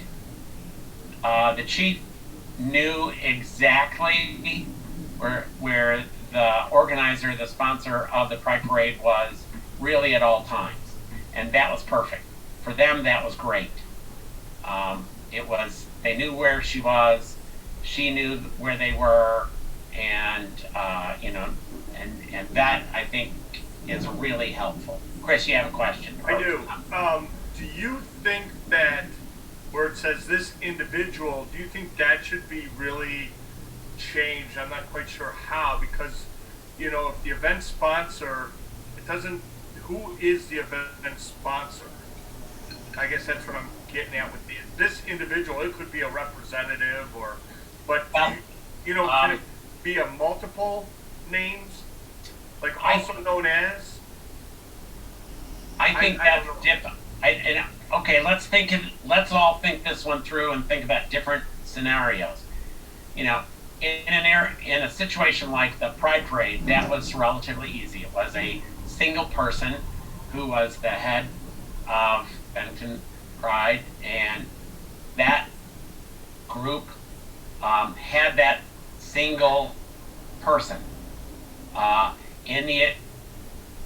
I'm not sure I know, in terms of the food truck event, for instance, whether there was a single person, but I actually think for the police, and Dan Ferreira helped me out on this, for the police and Dan Munch for the town, it's easier to deal with a person. It Yes. has to be a person. I think it has to be for incident control. I think it has to be a person. Now, we're not talking about event sponsor as let's say I was bankrolling a parade, right? but I'm bankrolling it for a particular group. Okay? That particular group has a leader. It's that leader who is the event sponsor, not me. So we're not using that term event sponsor as in the sense of putting up the cash. We're talking about it as the person who has primary responsibility for planning and organizing. Maybe we need to say that. Yeah. The special event. Right. Okay, That's better. Linda, after the word for, right there, we're going to add planning and organizing. I like that. That makes, see what talking through a problem helps, how that works? I think it's, okay. Okay, yep. And I would hope that part of the application process that the chief is going to make sure gets done is that person is identified clearly. The policy should say that individual shall be on site the day of the event. That's our policy, and then the police will need to know who that person is, how to be in contact with them, and they need that for incident control purposes. Does that make sense? Okay. Okay. So speaking of the forms, though, I do know at least for the private events where we are hired per se, they do fill out a form that has their name and how many officers that they're requesting and what times and where it's going to be and everything. So a form like that is already kind of in place. Good. I like might that. be able to use the same one, or might just have to tweak it if they're for a public event. I agree. I think you could. Yeah, there is a special event really is a public event. It's not a event that is essentially set up for a private party. If I was throwing an event up at, say, one of the private places, or up at wherever off of Route 9, I might want to have Bennington PD there, but that's a different scenario than what we're talking about. Right. And remember that the DRB probably is going to require law enforcement presence. Exactly. And so, at some point, thank you, Dan, for reminding me. At some point, we really need to say that.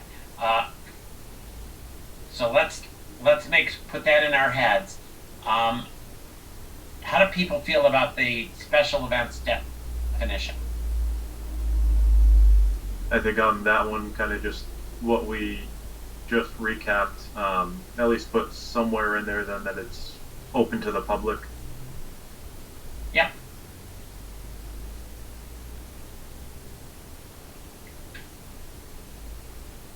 Okay, after events, Linda, after the word events on page, the next line down, on line 10, I think of what this is. That is open to they're the planned public. unexpected events that are open to the public, and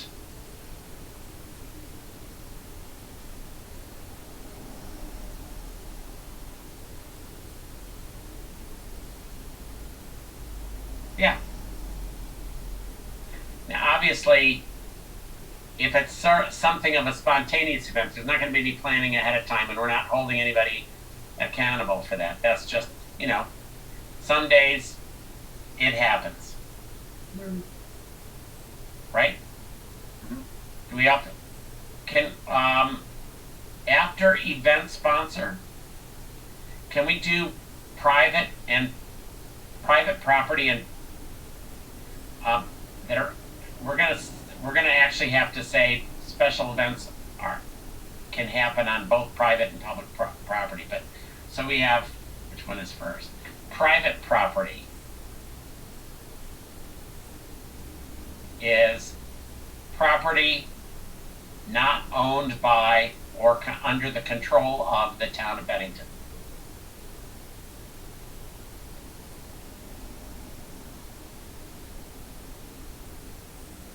And it might be period. And we might want to put, here's where we could put the parentheses. Special events on private property are under the jurisdiction of the DRB. And Monks, is that reasonable? You're muted, sir. Special events on private property shall conform with the Bennington's land use and development regulations, or something like that. Ah, I like that. Bennington's land use and development regulations. Use and development regulations. Yep. Land use and development regulations, yep. Just a grammatical thing that I'm sure be caught on the first line of the CD, towards the end, it's not owned or under the control of by. The word by should be. Yeah, get rid of Your of own. the town. Yep. I might say something like under the control of the town of Bennington or other governmental entity, because you have state and federal property too. True. Yeah. Mm. Bennington, under the control of the town of Bennington. Actually, you don't need a parentheses here. Put a comma. Actually, state of Vermont, comma, or the United States government.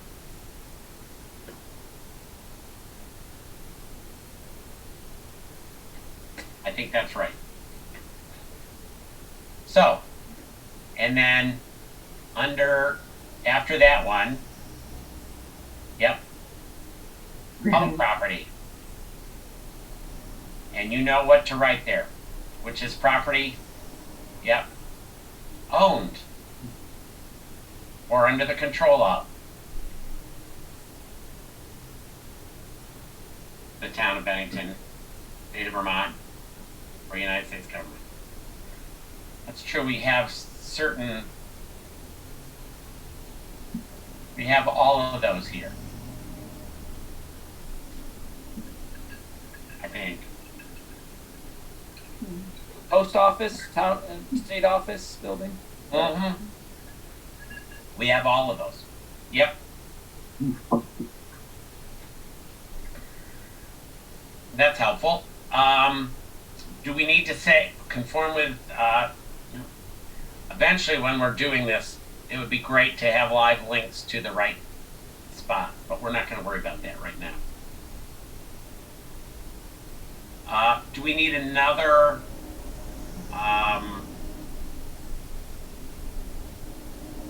Do we need any other definitions?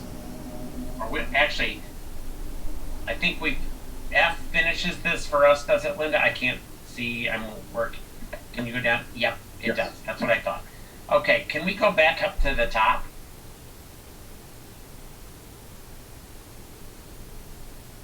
There, actually to purpose. Thank you.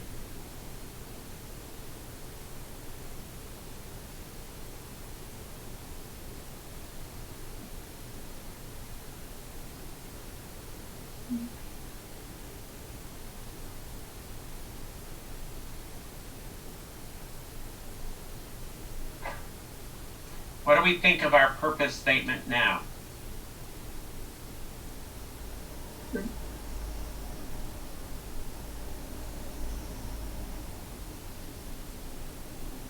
Are we okay?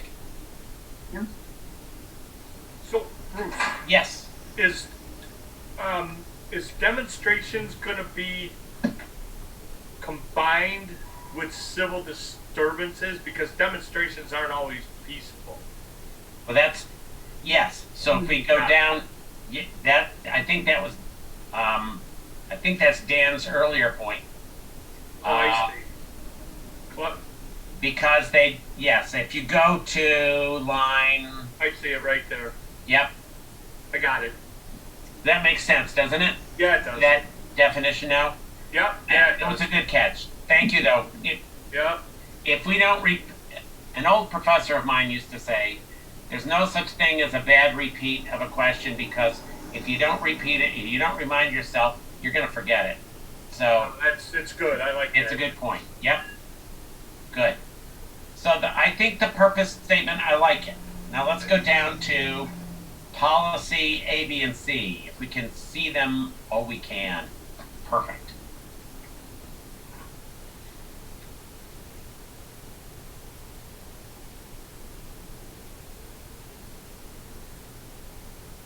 I like A. I like A. That seems very clear to me. Just capitalize public property, P. And Yep. Yep.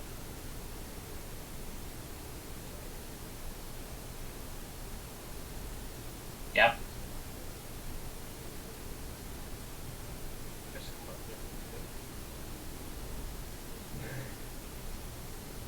Yep. I like that. That's especially clear.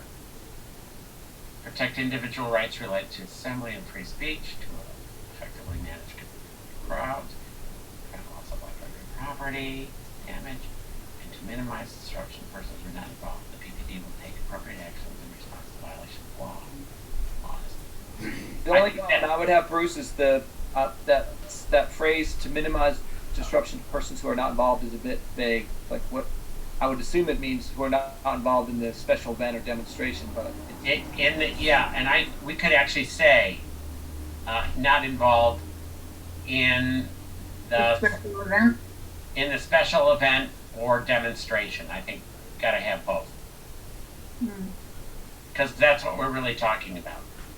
So, for instance, the police have a right, it seems to me, to make sure that if we're demonstrating on the four corners, let's say I was setting up a demonstration on the four corners, and I talked to the chief and said, "This is what we're going to do." He'll remind me that we have to make sure that there's room for pedestrians to pass. And if an officer comes by and we're not giving that pedestrians who don't want to be in the demonstration room to pass, we need to. That's part of what that is about. I think that's a good catch. I like that. And Linda, before you go, since you've got this, under C, if you could make that the same size font as everything else. I don't know what font you're using, but whatever it is. My eyes are getting older. That's what I'm trying to tell you.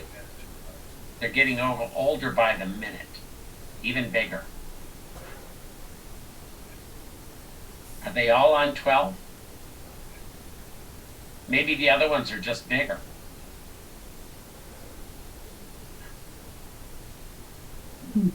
it might be both. It might be because it's bold. Yeah. Okay. In which case you can unbold all of them while you're there.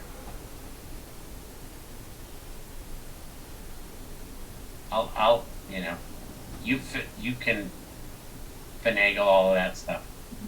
What about C?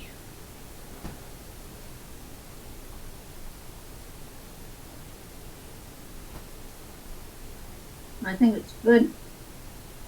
I think it's pretty clear. I think that's great. Folks, okay. Do we want to take one more quick look at the definitions? Yeah, let's do that real quick. Yeah, let's do that real quick. Crowd control. Those, I think,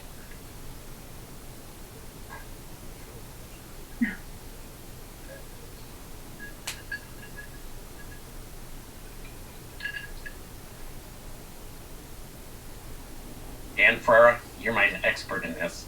Yeah. No, I That like make sense? Yeah, no, I like crowd control. Okay. I'm just going through demonstration now. Okay. I think it should include something beyond civil disturbances. Techniques used What's to the address- it that you're talking about, Lorna, so that I know what you're talking? Well, we're talking about a crowd control, right? Right. And that's what I was referring to. Oh, okay. See, I was down on demonstration, so I need to know that you hadn't moved on yet. Or, You could say techniques used to address special, it's not just civil disturbances, it's also used to address, You just say disturbances of any kind. well, or do they have to be disturbances? I mean, it could be crowd Maybe control at the truck, food truck. How about Right. something like assemblies of people? Yeah, I think Could be. I think crowd control is meant to be those times when extraordinary measures have to be taken, not just managing a crowd, but actually crowd control. that's helpful to know. Dan, is that the way you also, Dan Ferrari, is that the way you also think of it? Yeah, So this crowd is control is crowd really control only when- about, when we actually have to step in and handle a situation. okay, so okay, that's helpful. So Lorna, if it's not crowd control, granted, in our normal lay person use, it's a broader term. Mhm. But in this specific instance, it's defined narrowly, so that's really only dealing with those kinds of things that are disturbances. Okay, yeah. Does that make sense? That's fine with me because this is under definitions, so in fact, Right, crowd control is the way it's defined here. right, right. And that's why we do these definitions, but eventually, and here's the advantage. Linda's gonna give this eventually to Dan, probably later this afternoon. Dan's gonna look at it and send it to me sometime in the next 24 hours, probably. I'm gonna take a look at it and to make sure it makes sense as a whole. And in about 24 to 48 hours, you'll all see it. The advantage to that is you'll be seeing it now with fresher eyes and things that didn't pop out to you before will pop out to you then. And it seems to me that's when occasionally I'll, in this process, now that this is number 8, I think, that the 8th session, people have come back and said, it made sense to me then, but it doesn't make sense now. So that's just by way of saying, keep your eyes peeled. I think you're right. This in the definition section, we can define it this narrowly, but we want to make sure that it's utilized that same way. And we did down below when we added, including crowd control, when we started talking about civil disturbances. Does that make sense? Yeah, Okay. Everybody okay with the definition of demonstration? yeah. Okay. Event sponsor? I have a question about event sponsor, because earlier we referred to event sponsor and then in brackets the S, so it could be event sponsors. And I'm Right. thinking how an event could be sponsored by an individual, a group of individuals, or an organization like a church, or even by a couple of churches. Sure. But realize that what we need here, as many of you have pointed out, is an individual who the police can contact.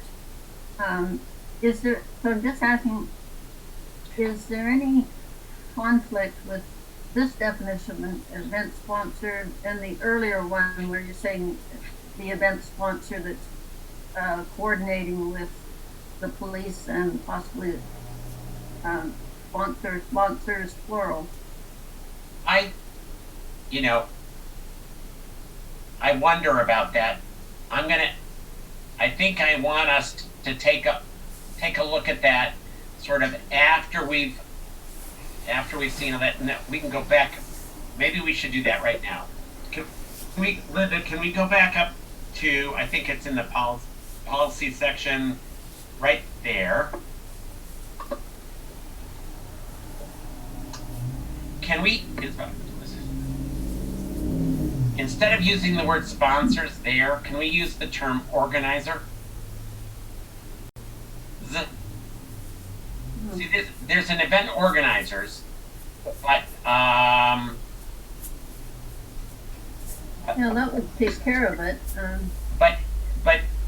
but there is an event sponsor who will be present. I mean, I think that's absolutely critical, that there's a person that the chief of police or whoever is representing the PD connects with. That has to be there. Point of contact. Yep, there has to be a single point of contact.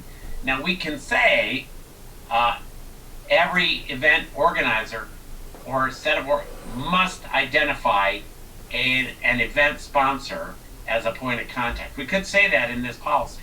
Or we could say it in the form. Much better place. I agree that we don't use event sponsor here, we just use event organizers. Yeah. Yeah. One is And then- pointed out an important point. Yeah. And then we have it in the form. They have identified who the sponsor is. Okay, so Dan, all the more reason for you to be thinking about that form. So organizer/organizers. Or yeah, like that. Right. And in this case it can how about instead of small o, but before event say special. Capital S.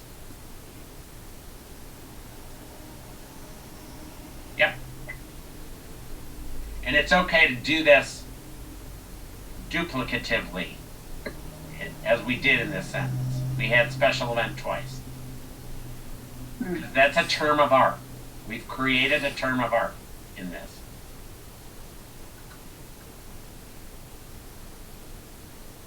Good. Can we go back down to event sponsor? We okay there? Okay. Crowd control. Yep. Private property and public property, we know that.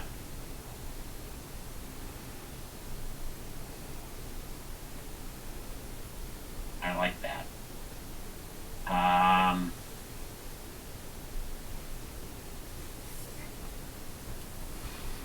Dan, are we going to need at least a footnote on the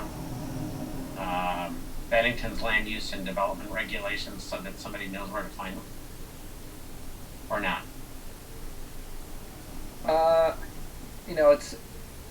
It's a public document. I don't know how we would footnote it, but Yeah, I don't either.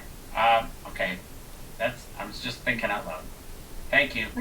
Actually, before I forget, when you're saying Dan Monks about public document, I'm wondering, I'm concerned about making the policies known to the public, and thinking again of the Black Lodge mural painting.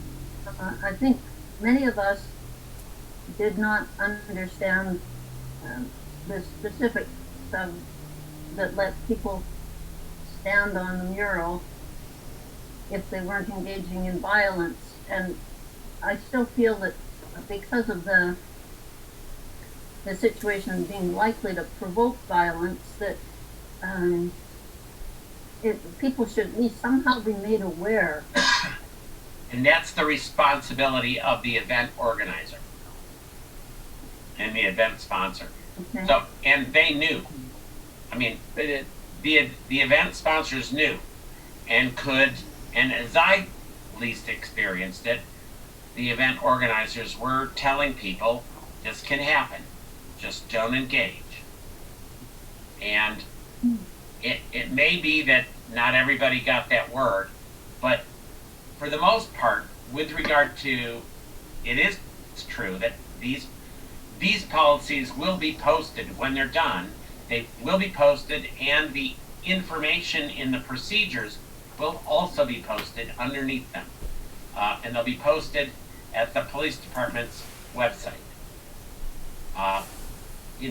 And where appropriate, I suspect, a link back to the town's website. I mean, I could see that that's a much more useful way of doing it, linking to the land and development regulations to just create an active link when it goes up. Yeah, that makes sense. Yep. Everybody agree to the definition of special events? Yes. Okay? I think it works.